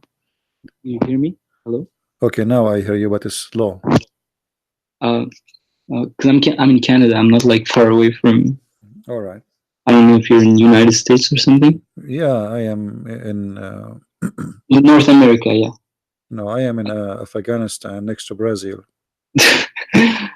Yeah, But because like, Muhammad, he knew all the geography. Muhammad is very good in geography, in science, and everything. I mean, the Muslim they made Muhammad as his God. You know everything, and yeah, yeah, and I each know. time Like, we each I know everything. I've been in this like for years and yeah, each years. time we So, check, we find that it's not what they say. It's totally the opposite, and Muhammad was nothing but a fool. mm, Yeah. So what else I can help you with, my friend? and yeah, it's like CP. Like, it's really difficult to like break a cult. No, it's not difficult. It's No, easy. I because mean, like okay, for example, the you'll second have you it are like for 11 years you've been told the same thing, so my you friend, it doesn't even though matter. Okay, you accept, I accept like for example your what you say all right. and what you present in your videos. I'm like 100%. I agree with you, and I even though I was Muslim, I was watching your videos and I was like I was laughing like because your facts are so strong. I could not deny them. Like even if I wanted to deny Christianity, I would be like not good in Islam because I would know all of the things you say, you understand? Hmm. Yeah, Like all the facts. but So you it's see, it just doesn't matter how long you are a Muslim. Like imagine there's somebody he is smoking for 20 years. mm, So what we continue smoking until we have cancer? no, yeah, that's So, true. it's not 11 years, 20 years, whatever you have, you as a Muslim, since you were a child, 11 years, let's say you are 21 or 22 now. Yeah, Uh, 20. Yeah. yeah, so now you recognize that this is a stupid cult. So what? I mean, you just throw it away. It's going to Yeah. be stupid of you to know it's stupid, and you decide to be stupid. That No, that yeah, is that's really true. horrible. But it's going to be more horrible than someone who do not know, because now you know. So why you want to stay? Just leave Islam. Say I'm out. Yeah. I'll just like have a last question for you, like CP, if you don't mind. All right. Like they'll say like today was a very funny because my dad would come up to me and he'd be like, "Today is later till Qadr," I don't understand what your dad will come to you. What? and say it. You know, today is the special night in Ramadan. Okay. No, So that's not true because yeah, nobody knows which is a special night, the Laylatul Qadr, right? Nobody knows yes, which one. yes, Nobody knows. This is the, Muhammad. He in the beginning he says it's in the beginning of the Ramadan. Then he said in the middle of Ramadan, and then he said it's the last day, 10 days of the Ramadan. So Muhammad, he have no idea which day is that one. Live with it. And by the way, yeah, how one night, the night of Al Qadr, is equal to 83 years. yes. That's what he told me That's today. I mean, crazy. So So now I am spanking Allah for all my life, and now I'm going to pray to Allah in this night, and that will give me deed of 83 years. mhm, I know. Because in the beginning, I was like, yo, CP is like saying bullshit. This is crap. And then I watched a lot of your videos, and at the end, I was like, you know what? This guy is actually right. He's not saying stupid things. And I even wanted to call you. Like, I sent you a lot of messaging on Instagram. I was like, yo, I'm ready to like leave. And I just have like a Yeah, few I questions don't left. answer in Instagram. Sorry, I don't answer anyone because there's too many people when I text me. You see, Yeah, I only even forbid the Christians from calling me. I don't know if you witnessed that, but because if everybody wanna text me, it's endless. So yeah, only Muslims who need help, we talk to them, and you are one of them. yeah, no. So now, what Yeah. did you decide to leave Islam or not yet? Yes, yes. That's wonderful, I'm my friend. officially That's out. wonderful. So, your name is Abdullah? Yeah. Osman. Okay, Osman. So you decide to leave Islam today. Is Mm, it a decision you made now or before you call me? and I made it now. Just I wanted to make sure with you like few questions left, like All right. concerning because my big concern was like everything we do. Because all those years they'll say like it has a purpose. Like the more you pray, the more God forbids. But I don't think I think it's more from the heart. Yeah. Well, Islam. You see, sometime I ask myself, God, He created us and He gave us a special kind of gift, which is a brain, not like animals who they are programmed. They are simple. I mean, a dog is a dog. Just give him Yeah, something to play with, he start jumping. A cat is a cat. Doesn't matter what you do with her, still she's a cat. A human being is different. So how a human being who God gave him a great gift to the point he can go to the moon, he can see the stars, he can create a lot of things, how he can believe in such a stupid thing? yeah, So a human being, we were talking about mind control. Like a human being, he reached in a space where he feel like if he leave this space, he will not be comfortable. Like if you are a person, imagine you are a fish. All your life is inside a small aquarium. yes, The aquarium have light, have toys, but it's an aquarium. It's not the real thing. But yeah, because you're afraid from being in the ocean, you decided it's better to be inside the aquarium because you're afraid from freedom. mm, It's like somebody, he was in jail for a long time, and now you say to him after 50 years in jail, I will let you go. He will say, where I will go? What I will yeah. do? You will feel like a bit lost. Yeah, he will be lost, totally lost. Actually, Mm, there is a like uh, uh, I don't know if you heard of it. Like somebody, he can kidnap maybe a woman. He kidnap her, he jail her for a year, two, three, four, five, and then even if he left the door, she don't run. yeah. You know, this is a control of the mind because he is used to something and he's afraid from changing it. He is under control. So a Muslim who is under the control of a cult, even if he notice that this cult is a cult, still he will be afraid of the change because the Mm, change is kind of what this change will bring to me. yeah, it's a bit difficult in the beginning to have Yeah, that change. but the change, my friend, is good, especially if you know that this is wrong. I mean, Mm, you see, me myself, since I was a teenage, I yeah, have I have a friend who smoke. They give me cigarette for free. I said no, I never yeah, I never smoke a cigarette. And they asked me, what's wrong with you? try it, etc. I said, why am I try it? I know it's wrong. So yeah. some of us, we try the wrong and we used to the wrong, and then we like the wrong, and then we believe in the wrong, and then we want to convince ourselves that the wrong is the right thing to do. And that is exactly what Islam is. Mm-hmm. No, you're right, CP. Well, my friend, Like, as long you left Islam, what about Christianity? What do you think? yeah, that's what I was gonna ask you. Hmm. I have a few questions for you, if you don't mind. Like, I don't want to like, if you have time, Sure, feel sure. free I am to here. have to answer my I'm here to questions. help you, my friend. I'm here to Like, help you. how do you actually like pray now that you don't do like rak'ahs all the time? No, no, we don't. You see, in Christianity, uh, those things are nothing to do with God. How to pray, what to say, because prayer is supposedly as a spiritual relationship between you and God, correct? Yes, So correct. why you need to do certain movement? I mean, you can do whatever you want. You want to bow down, bow down. You want to go Yeah, down in your knee, go down. You want to stand, stand. It's not what you do as a movement, it's how decent you are in your prayer. You know what I yeah, mean? Like, what the benefit of a prayer? Like Muslims, they pray for the death of the Jews, the death of the kuffar. I mean, this is evil. So you stand, you sit down, still you are even your prayer is evil. So it is very silly that we think, or to think that God, he accept a prayer if we do it in a certain way, and if we don't do it in a certain way, then he will not accept it. It's mm, like in God in Islam is like a government office. He says to you, did you sign this paper from the department behind? No, sir. That not okay. Don't go downstairs. Go to the second floor. Ask for a guy. His name is Abdul Muhammad. Let him sign it for you. And then you go to the second room, the secretary, and let him put a number for it. And then go to the third room. And this is not God. yeah, God is a person who is almighty. He know what is in my heart. He don't care about my move. mm, So you bow down, you stand up. Who care? What he care for? How truthful you are.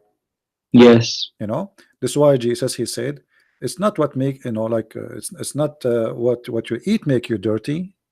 It's not what go inside your mouth. It's what come from your mouth. mm, So Islam yeah, teach you the opposite.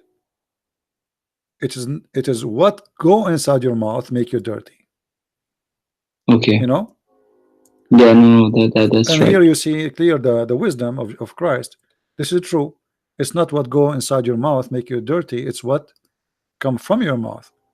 That because makes you, because if you eat whatever, and you speak good, that's what people want from you. mm-hmm, Otherwise we are not clean. I mean, uh, you see, even if you take a shower all day long, you are sweating every second in your life. If you don't sweat, actually that's mean you are dead, you know yeah, and you have a bad smell inside you. You have gas, you have dirt, you have poo poo. I mean, so how you can wash yourself? I mean, this is just it's not real. But I can accept that when we speak to God, we should I mean, okay, you want to go to meet a friend, and or you go to a wedding party, you dress the best of your clothes, all right, yeah, you get it clean, okay. So what about seeing God? So when we see God, we should not be dirty and filthy, and we should not be dirty anyway. We should yeah. always be clean. So this is not about just seeing God. This we should be always clean. However, clean in a spiritual way is not what you eat.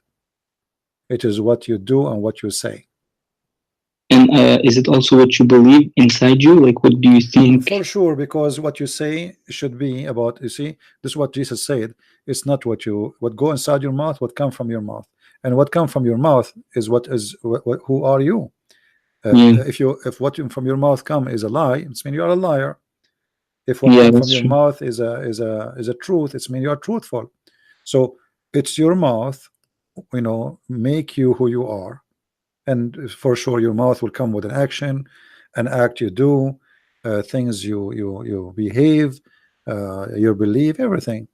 Yeah, So um, Christianity is totally different from Islam. We don't have anything really to share. you know yeah, Muhammad, he focused in silly stuff because he don't want you to focus in the important things.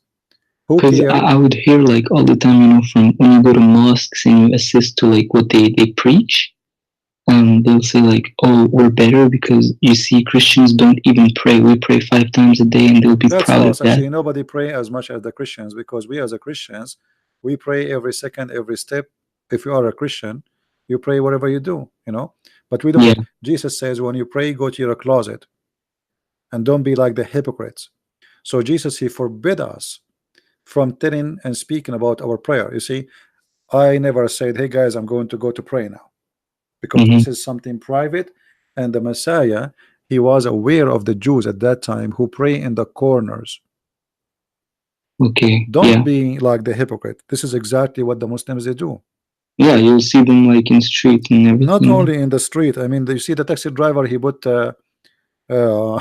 he put he go in the top of the taxi, and everybody from far away want to see him now, Yeah. because So if you go to Matthew chapter 6, it says, and when you pray, don't pray like the hypocrites.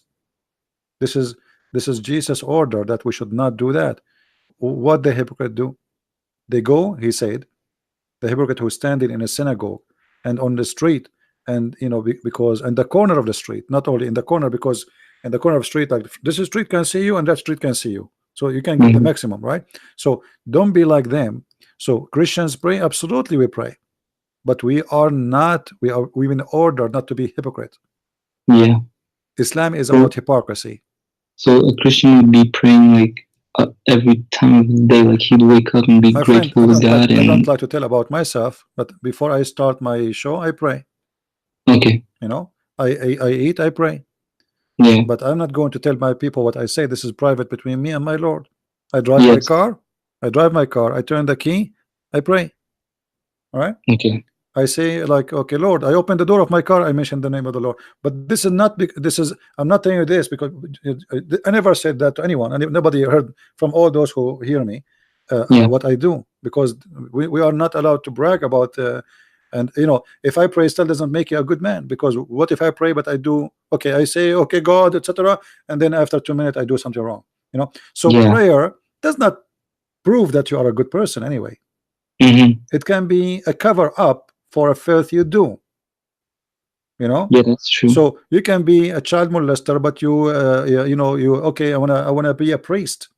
So now Mm-hmm. people, they trust me, and I can they send their kids to me so I can molest them like Muhammad, but he is a priest Yeah. supposedly. I So saw I saw the hadith from your video when he said he married a 6-year-old girl. yeah, so what I'm saying, a uniform does not present who you are, because many Yeah. people, Jesus said, be aware of false prophet. Many will come to you in the clothes of a sheep, but in fact they are wolves.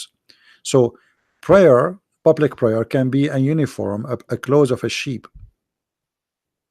You know what I mean? Yeah. Just to make you believe in something, to make you believe that okay, this person is a good person. So So you think they're good, but in yeah, reality, because okay, why you are praying in front of me to show me? I mean, what are you trying to do? This is between you and your God. yeah. It's a showtime. So actually, let me get you the verse from the Bible, so you Okay. see what Jesus says about that. Yeah, I'm watching the screen right now. Okay, I will show it to you on the screen. Give me a second, and actually, I will play an audio so people they can see what we are talking about. All right. And after that, CP, if you don't mind, I would just like to ask you a question about like your book about the Quran and science. No problem. Okay. Give me a second, please. Matthew 6. Take heed that ye do not your alms before men, to be seen of them. Otherwise ye have no reward of your Father which is in heaven. Therefore, when thou doest thine alms, do not sound a trumpet before thee, as the hypocrites do in the synagogues and in the streets, that they may have glory of men. Verily I say unto you, they have their reward. But when thou doest alms, let not thy left hand know what thy right hand doeth, that thine alms may be in secret, and thy Father which seeth in secret himself shall reward thee openly. And when thou prayest, thou shalt not be as the hypocrites are, for they love to pray, standing in the synagogues, and in the corners of the streets, that they may be seen of men. Verily I say unto you, they have their reward. But thou, When thou prayest, enter into thy closet, and when thou hast shut thy door, pray to thy Father which is in secret, and thy Father which seeth in secret shall reward thee openly. But when ye pray, use not vain repetitions, as the heathen do, for they think that they shall be heard for their much speaking. Isn't it what the Muslims do? They repeat Yeah. the same prayer 5 times a day. It's You absolutely know, it. if you read this as if Jesus is speaking about the Muslims, exactly. They pray in the corner, they repeat, they speak too much about what they did, and they, everything they do is a hypocrisy. Even some of them, they buy stones and they start hitting their forehead to make a dark spot in their forehead, which means supposedly they are bowing down too much. So Yeah, because when we were young, they would tell us that yeah, if you have it, so you'll go to so heaven. when they say to you, we pray more than Christians, that's because of their hypocrisy. No, you don't pray more than Christians. What do you know about prayer? You don't fast more than Christians. Christians, we have 40 days fasting before Christmas, 50 days fasting before Easter. That's alone. And there's days in the weeks to fast. So if you calculate the numbers of how many days Christians they fast, if they are practicing, and fasting is not a must, it's a choice. You see, it's not a must because everything should be a choice.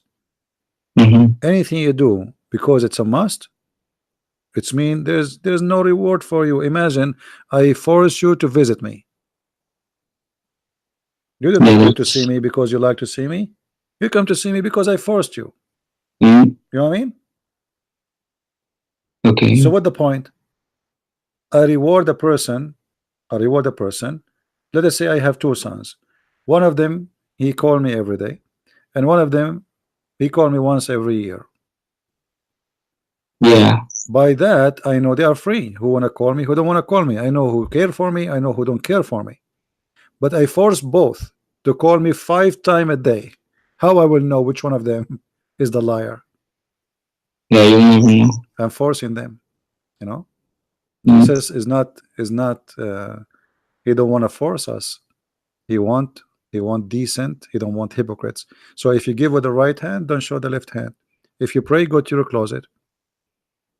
Don't do what they do. Stand in a synagogue and show everybody that you are pray. No, you're a person who pray. If you pray, go to your room, close your door, pray secretly. Not only he said to pray, he said to pray secretly, which means don't tell everybody, even the house you are in, I'm going to pray secretly, because this Yeah. is something spiritual and this is something private between you and your Lord, and there's no timing for prayer, for God is there all the time. So where do you, I know you one of your videos talked about the Sabians. Do they pick all those things from the Sabians? Sorry, again, what from what? Uh, your video about the Sabians. Sabian, yeah. Yeah, do they pick all these Well, the rituals? Sabian, they celebrate Ramadan and they celebrate the moon. You see, if you go in the Quran, the problem is most of people they don't speak. I don't know if you speak Arabic. Do you know Arabic? Yes, yeah, but I don't read it very well, but I can read it and I speak like Yeah. a So bit. the Quran, even they say that when you read the Quran, as an example, is speaking about Ramadan. In the Quran, it says Shahru Ramadan, correct?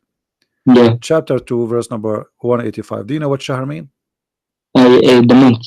No, Oh, not even? no.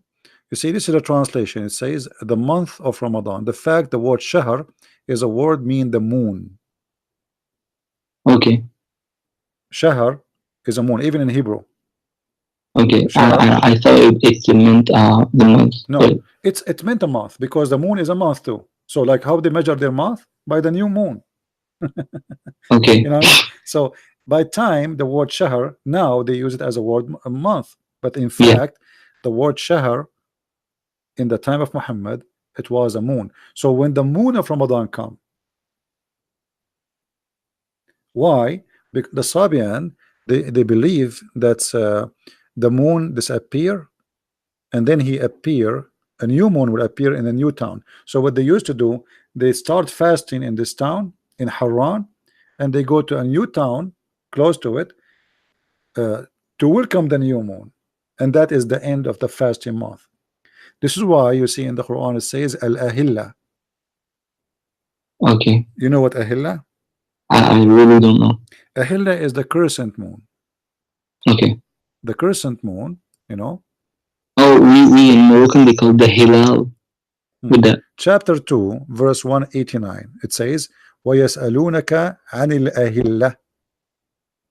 You see, Okay. look what it says here. This is the Muslim translation. They Yeah. ask thee of the new moon. Al-ahilla is the same word, but in new, like it's a, the al-ahilla is the crescent moon, but supposedly this is a new moon. And actually here in the translation, even they say the new moon. I don't know if you see my screen. You're at before you ask him. They ask thee, Muhammad, of the new moon. Do you see it? Be, maybe I'm at like a verse 8. Be not ye. Okay, okay. Now I see. Maybe there's a delay from your side to Yeah, see it. there's a little delay. Sorry. So here actually, it's not just a new moon, it is the crescent moon. If we change the translation, let us see. Okay, I see it. You zoomed. Like they ask thee, oh, of new moon. Yeah, Say the new moon, you see? Yeah, you see it? I will change the translation and you will see this is the crescent moon specifically, not the new moon only. So the crescent moon is the new moon. So the Muslims, they start in a certain time and they end in a certain time, and that is about the look of the moon. Why the look of the moon? Because it's a new moon, the old moon and the new moon. So the moon of Ramadan is a different moon. Let us change the translator. This is Hilali Khan. Let us see Arbery, new moon, this guy, new moon. Let's see which one is more accurate.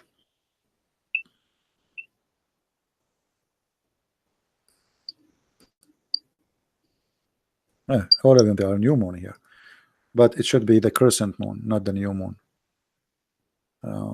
Let us see. Shakir, new moon too. All of them, they are coming with the new moon. Let us see. Maybe we'll find one of them is decent. Let us see. Yusuf Ali. See, Yusuf Ali saying the new moon too. But the correct translation should be the crescent moon, not this. I'm trying all the translation there. Maybe we'll find someone new moon again. Look like they are copying each other. Yeah, I think they are not translating. I think they are just copying. Because there's no way all of them they are coming with the same translation. Not even one of them coming with the correct one. Yeah. Here we go. Look at this. This guy. Look what he said. Look how many translation we have to change to come to the correct translation. They ask you, Muhammad, about what? The crescents. Concerning. Wait, I think I'm a bit delayed for you. The crescents, yeah. But how many translation we change to come to the accurate one? And how, if I don't speak Arabic, how I will know which that all of them they are liars? You know. So it is a new moon, yes, but it is exactly because a new moon. What a new moon? I mean, there's a new moon. It is the crescent moon. So a new moon is the crescent moon, not just a moon, and that make a difference. So why you don't say what it is? Because وَيَسْأَلُونَكَ عَنِ الْأَهِلَّةِ, simply Muhammad is saying, what is the ahilla for? Allah, He created the crescent moons for a reason. It is to make the time for people to pray and to do Hajj and to do fasting. So this is what the duty of the crescent moon. So Muhammad, he is copying from the Sabian their belief that the crescent moon is a new moon. So he disappear here, he appear there. Yeah, I see. Yeah. Actually, if you go, there is a videos on YouTube. You can watch how the Sabian they do ablution, and you will see Muhammad. He do exactly like the Sabian. Yeah, exactly. I saw the video, and that really made me like. I was like, what the hell is happening here? Yeah, he copy exactly from the Sabian. He the same way the Sabian they do exactly. you know. Because like And not only that, one of not my Christian friends showed me. not only that, you see, there is the Sabian, the Christians, John the Baptist, they were practicing baptism. Baptism. So the Sabian, they have their own baptism. The Christian, they have their own baptism. Muhammad, he did not take baptism of the Christians. He took what it's called Sibagha. What Sibagha? Sibagha is the baptism of the Sabian. That's what they call it. They don't call it baptism, they call it Sibagha. If you go in the Quran, you will find Muhammad even saying that the best one who do baptism is Allah, for Allah is a Sabian. Allah is the God of the Sabian. Okay, that's just. Uh, I'm reading the screen at the same time, so. I will try to find the verse.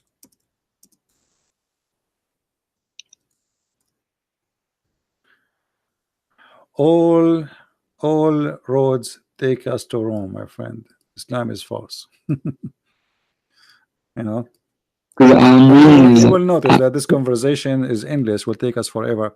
Chapter 2, verse 138. It says, "Our sibagha," and the Muslim, between with two bracket, our religion. But this is false. This is sibagha, is a baptism.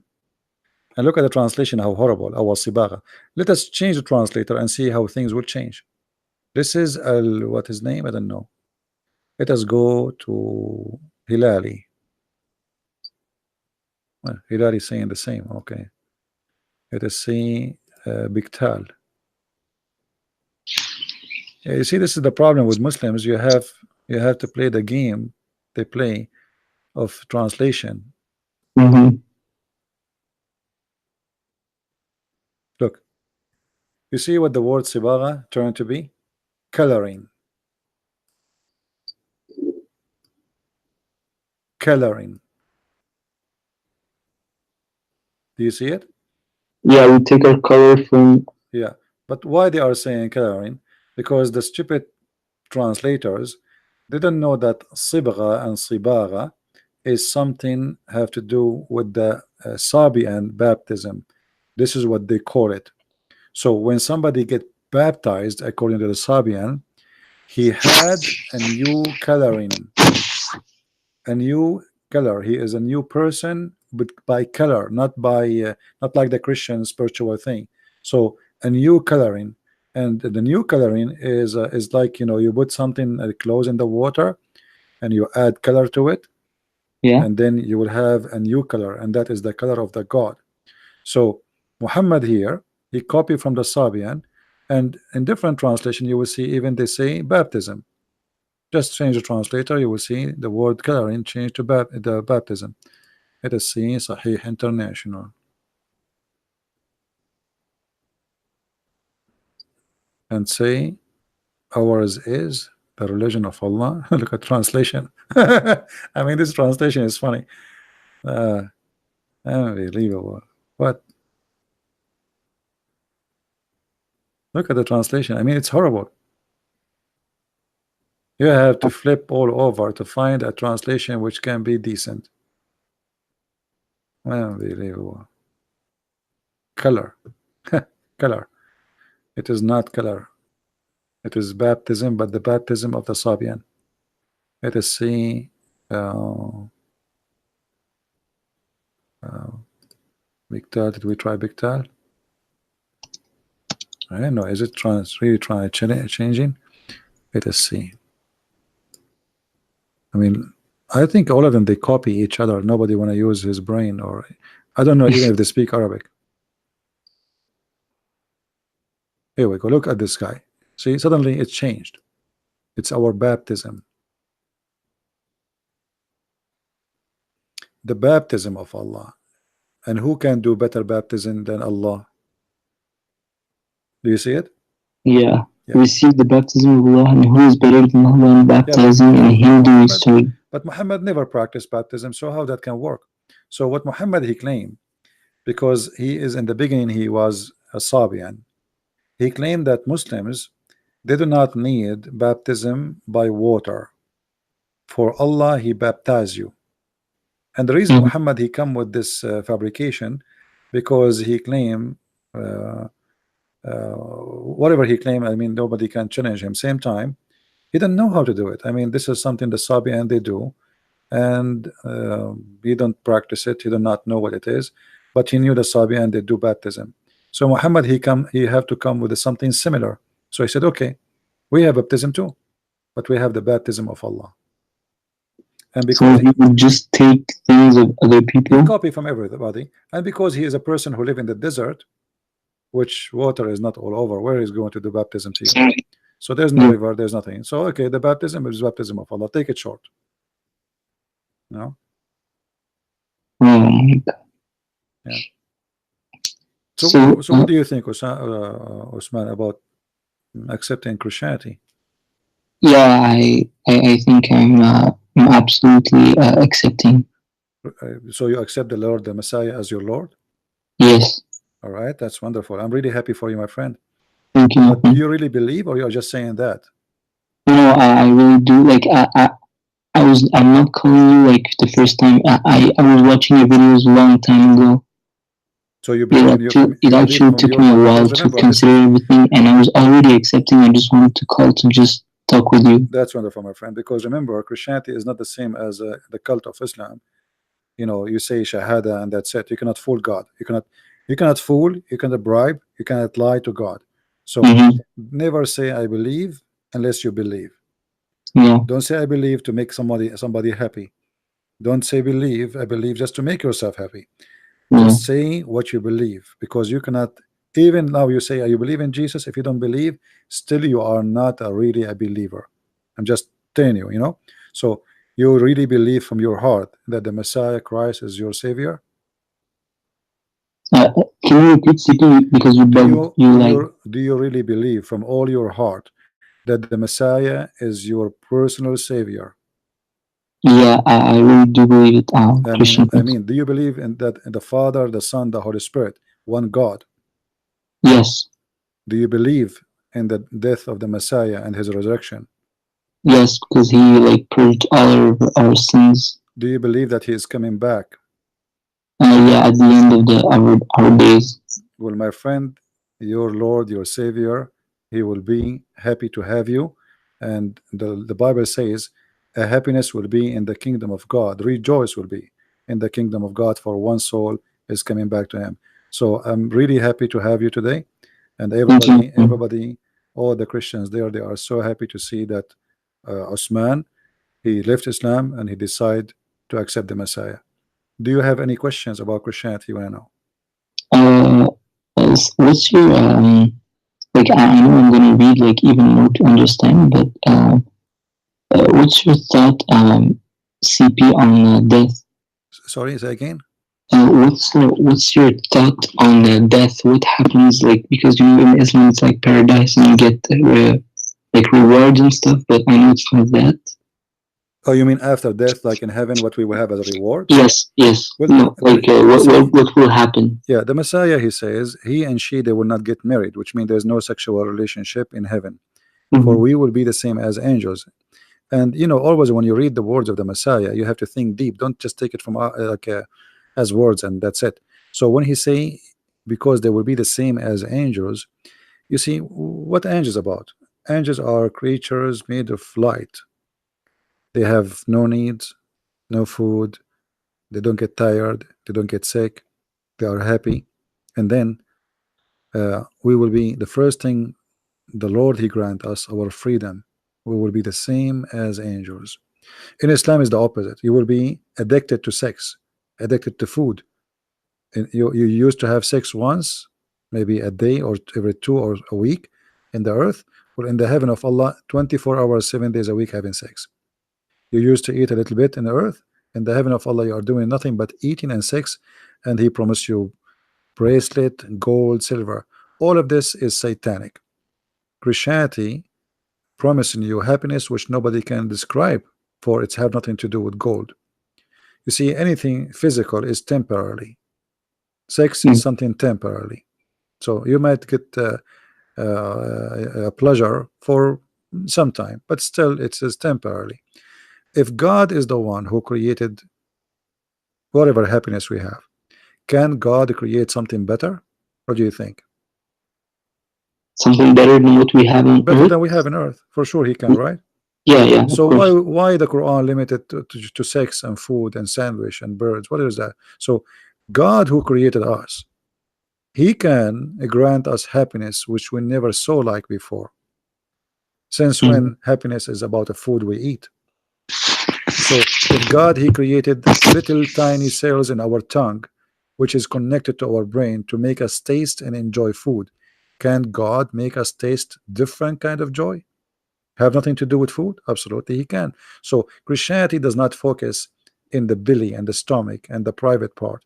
Christianity focus in different kind of happiness, because you will be the same as angel. Your happiness is noble, your happiness is high, your happiness fit with the house you live in, which is the house of God. So because we will be with God and the Lord he will be with us, our rejoice will be from his rejoice. So something you cannot explain and you cannot um, give example of it, because Yeah, it's beyond what we can explain. So what Christianity is about is not about God will give me a bracelet like the Quran, or a couch or a pillow, which is very silly. Christianity is about being with God alone is a new life. Just being there, because you will be a new creature, a new creation. You will be a different person. So Islam describe happiness based on a garden, a bunch of guys sitting with women, having sex, drinking wine, river of wine. I mean, even wine is river, not in Baal no more. So it's an extreme temptation of the physical needs, nothing spiritual. Even Muslims in the heaven, they will not even pray. There's no prayer. Christians in heaven, they will be rejoicing with the Lord, which means everything they say is the same as a prayer, but it's happiness. This is something they cannot describe. So we cannot really compare between what you will have in the heaven of Muhammad and what we will have in the true heaven of the Messiah, for we have nothing to share. yeah, And look, if you look at this verse as an example, chapter 18, verse number 31, Allah promised you that in the garden you will have a bracelet from gold, and you will wear a green garment made in Iran, in Persia. I mean, what kind of yeah. God this God is? I will go shopping to the mall and come back with those right now. I can get a bracelet from gold. I can get a green garment from silk. I will order from Amazon. Take me 24 hours to have it, and a couch, couch, even pillows. You know, so Mhm. we cannot compare. You see, when you believe in the Messiah, forget everything you learned about Muhammad. It's just a stupid cult. Yeah, Happiness in Christianity is different happiness. God in Christianity is different God. Decency is different decency. You see, when Muhammad he says adultery is forbidden, but then he allowed you to change your wives every few days, even the same day you can divorce as many as you wish, and then he mhm. allowed you to do muta. And then, I mean, where is decency? You say there's no adultery, but yet you what he did, he just gave adultery different names to legalize it. Yeah, Zawaj urfi, zawaj friend, all of those they are called zawaj al-muta. They are called marriage, but in fact they are not marriage. They are just sexual relationship. This is why a Muslim man he marry any woman, anyone, even doesn't matter who you are, because all of him is just it's just sex. It is just sexual. There's no marriage in Christianity. Marriage. Now you became a Christian. I advise you to go to church, mhm. and you should learn the Bible and educate yourself. And then when the moment is ready, you should do baptism. And the reason I say to you, you should do baptism, because baptism will make you always, like you just devoted yourself to be Christian. Baptism is like I now announce myself not only by words, by action, that I am a new person, and the Holy Spirit will be always with you. So I advise you to find some Christian friends, and if you don't have, maybe I can find you some in where you live, and you can go to churches and you can learn the Bible, you can read, and then when it's time, when you feel it's time for you, you are ready, you should do baptism. Okay. And I wish I am close to you, I will do baptism to you by myself. And it's Because at with the end of the the day, water and it's at the end of the day, it's not a priest who baptize you, it is God himself who baptize you. okay. The Christian who baptize a new Christian, he is just a witness for the Holy Spirit coming and being with you. So we are just witnesses for an amazing event where you receive the Holy Spirit, which means the Spirit of God, to accompany you to eternity, not only you die. So this is something very important to do, and I encourage you to do it. But as I said, when you are ready, read the Bible, be, get closer to the Lord, and when you feel it is time to do it, but you should do it. All right, but you are the one who make decision when you should do it. yeah. All right. Yes. Anything else, my friend? Um, I wanted to ask you. Oh my god. I had one last question because this one was a more funny one. Because I know you know like a lot of you wrote your book about the science and the Quran. Yeah. And I heard recently from one of my family members that the speed of light was written in the Quran in some way. Hmm. And so I thought it I was made a very video fun. about So I it. wanted to know what's your thought on this and what do you know about this? Yeah, I made a video about it just I think 2 days ago, correct guys? I think 2 days or 3 days ago, speed of the light. So if you watch a previous video, if you go to Patreon, maybe two, if somebody can remind me, if somebody can give him the link in the chat, please, so he can watch it. We spoke about this is a false, what speed of light? Because if the speed of the light is the speed of the angels, that would be funny, because that means we know where Allah located, and if in 1,000 light, 1,000 year, uh, we can reach the location of Allah, that's mean Allah is inside the Milky Way. Okay. You know what I mean? That would be Yeah. funny, because supposedly Allah is above all the 7 heavens. So same time, the Muslims, when they try about the speed of light, uh, if this is the speed of the light and Allah is light, that's mean Allah is limited to this speed too. Yeah. Isn't it the Quran says that Allah nurus samawati wal ard, Allah is the light, he's a light. So if the Quran, by the way, never spoke about the light speed, spoke about the angels going down and going back in a day to Allah, equal to 1,000 years for us. But that will be a problem for Muhammad. Why? Because if Muhammad received the first verse today, that's mean the angels, in order to give him the second verse, they have to come back after 2,000 years. You know what I mean? Because they Yeah, are because going to heaven they and coming back. One day to yeah. Allah is 1,000 to us. Okay, wonderful. So now, in order to go there, they need 1,000 years to go. In order to come back, they need 1,000 years to come back. That's mean if Muhammad receive a message today, Angel Jibreel, he should come back to him 2,000 years after, Okay, yeah. which is stupid. Secondly, if the light speed is what is the speed of the angels, then how Muhammad he went to the 7 heaven with the angel in one night?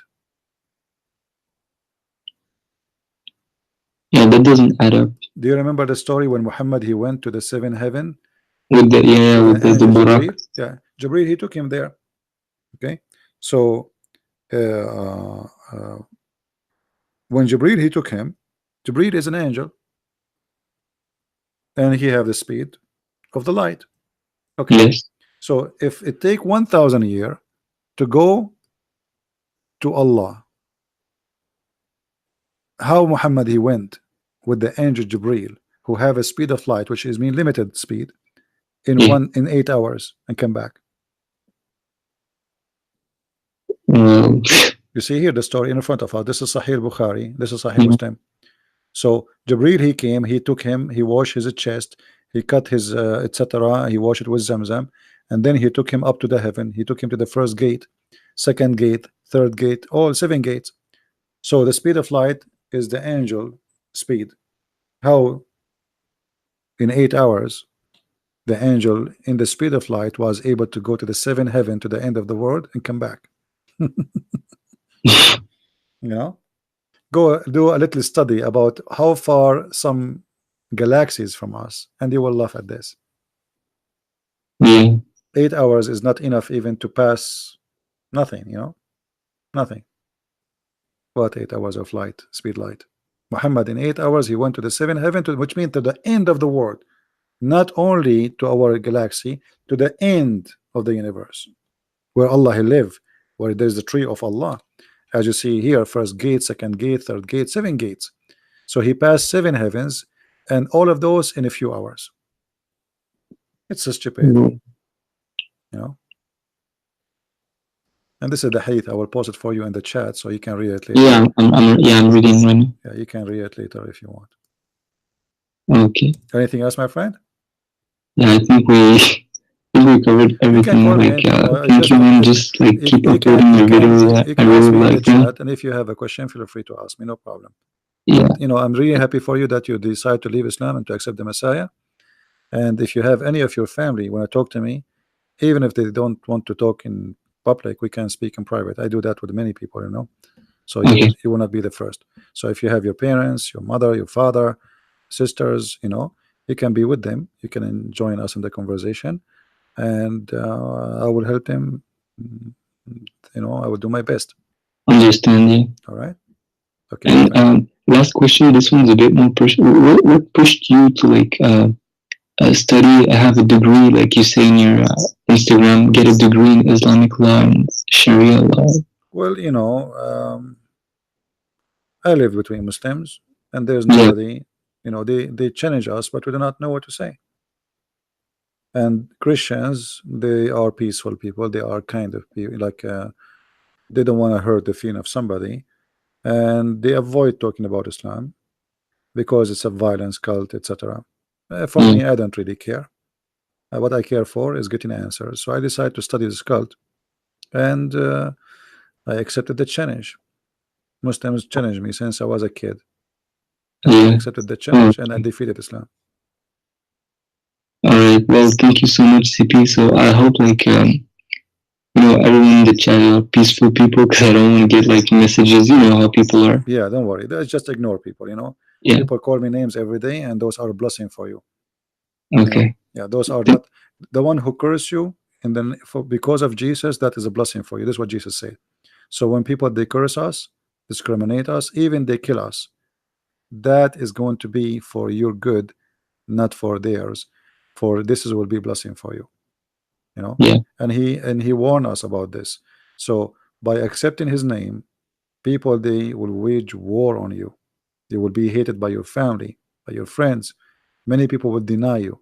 But what is the benefit? Jesus said, what if the benefit if you won the whole world, but you lose yourself? So we win ourselves, and let us lose the world. For the world we will have is better than what we have today. Yeah. All right. Okay. Thank you, Osman, for calling me, and may the Lord bless you. And I will pray for you today before I finish, before I sleep today. I will have a special prayer for you and to your family, because we as a Christian we should love, and you should love your parents. You should love your family, even Of they are course. Muslims. Never hate them. We are not Yeah. Muslims. Remember, love the Muslims. Don't be hateful. Don't curse them. Doesn't matter.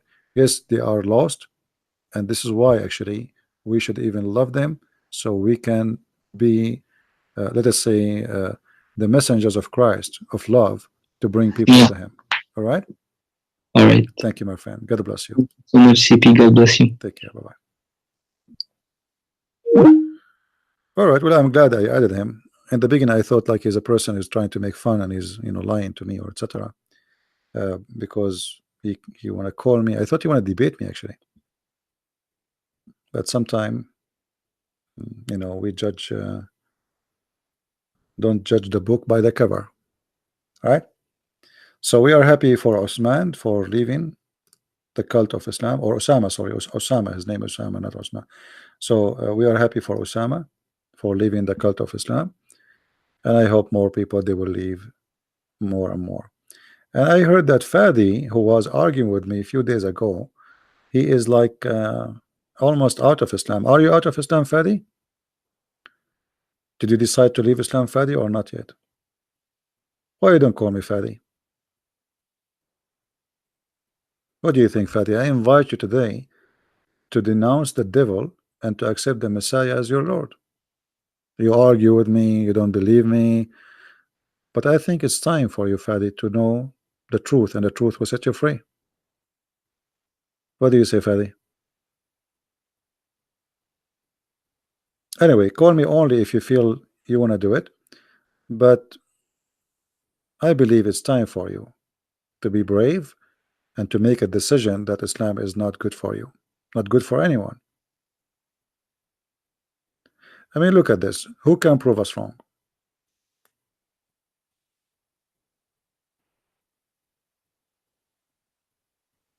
Basim Jarrar. Okay, this is the answer of Fadi for me. I respect what you are saying, Fadi, no problem. Let us share your comment. Fadi saying, I will call you when I am ready. Already we spoke together, right? We spoke, I think, once or twice. I'm trying to call Sheikh Basim Jarrar. Basim Jarrar is a you know, this guy, he claimed that he's a big sheikh, but he's a potato, and he will never dare even to speak to me. And by the way, I'm willing to speak to him even in Arabic if he dare. You see, because he might say I don't speak English, no problem. Let him call me. You can ask him about Muhammad being poisoned, but about you call him to talk to me. I mean, you sit and watch and see what will happen. This guy Jarrar, he claimed to be a big shot. uh, if don't get the answer, I think it's the end, my friend. The answer he will give you is the same answer we showed you before. This is how he died. He will try to give you excuses. The prophet, he died as a martyr. But this is another question. Why Allah did not save Muhammad from the Jews, yet he saved Jesus from the Jews? Why Allah, he says, if Muhammad fabricated in our name, we will cut his artery, and Muhammad died describing his death by cutting off his artery. Right? So, but always the Muslims, they try to come with excuses, but they cannot. It's endless, you know, it's like a mountains of evidence that Muhammad is a false man. Call all the scholars you know, all of them, they are liars.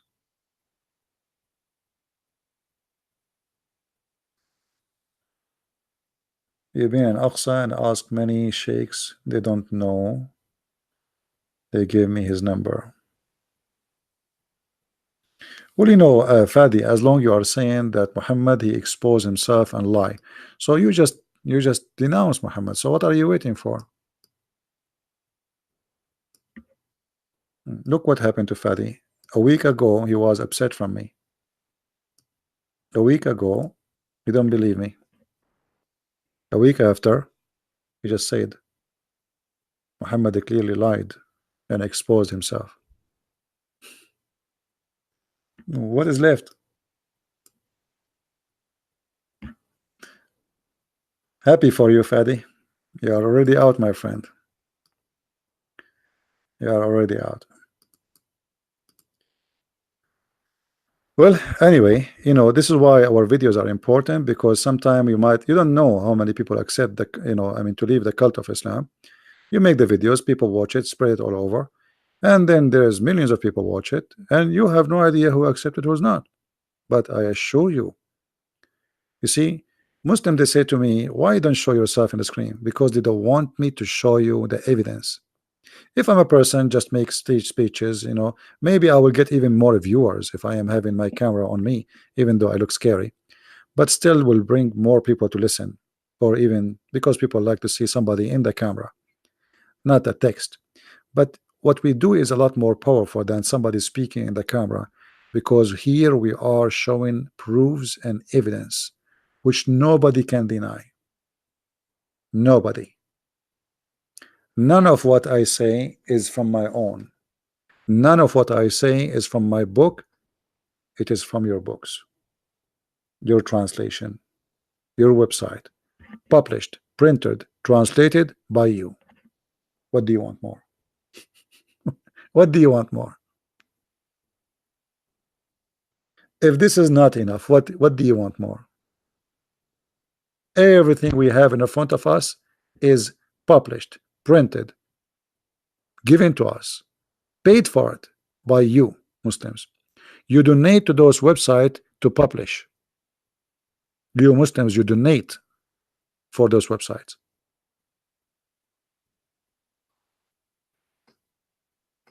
You donate for them to publish, and their publishing make you leave Islam. What do you want more?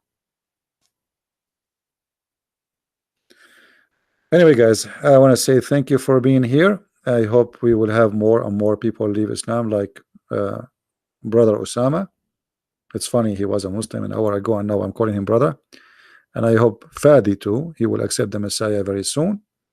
And already look like he is out of Islam, but we are waiting for him to call us and denounce the devil. So I want to say thank you for being here. May the Lord bless you. Don't forget, please, to download the video, share it with your friends, and if you like to read more, you can get my books from Amazon. We have my books in many languages: Spanish, German, Dutch, Swedish, French, you name it.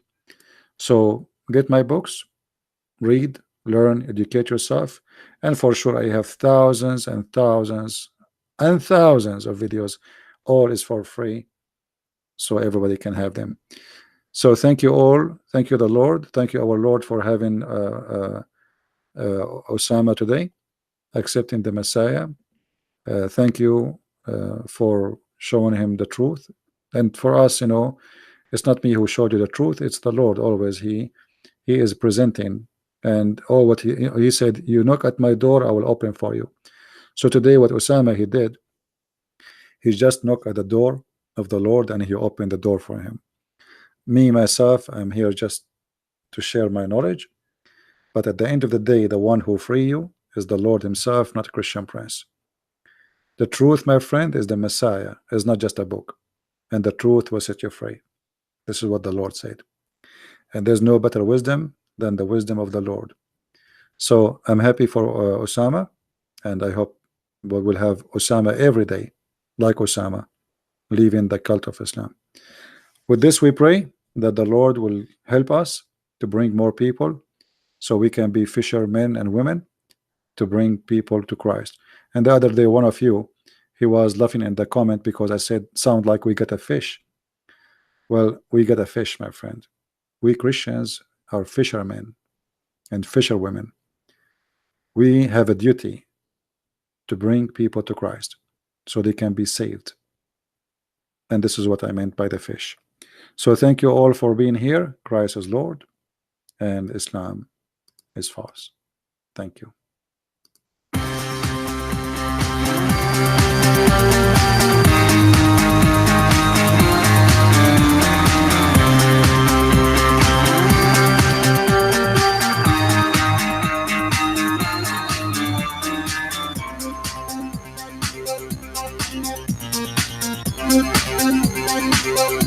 Thank you.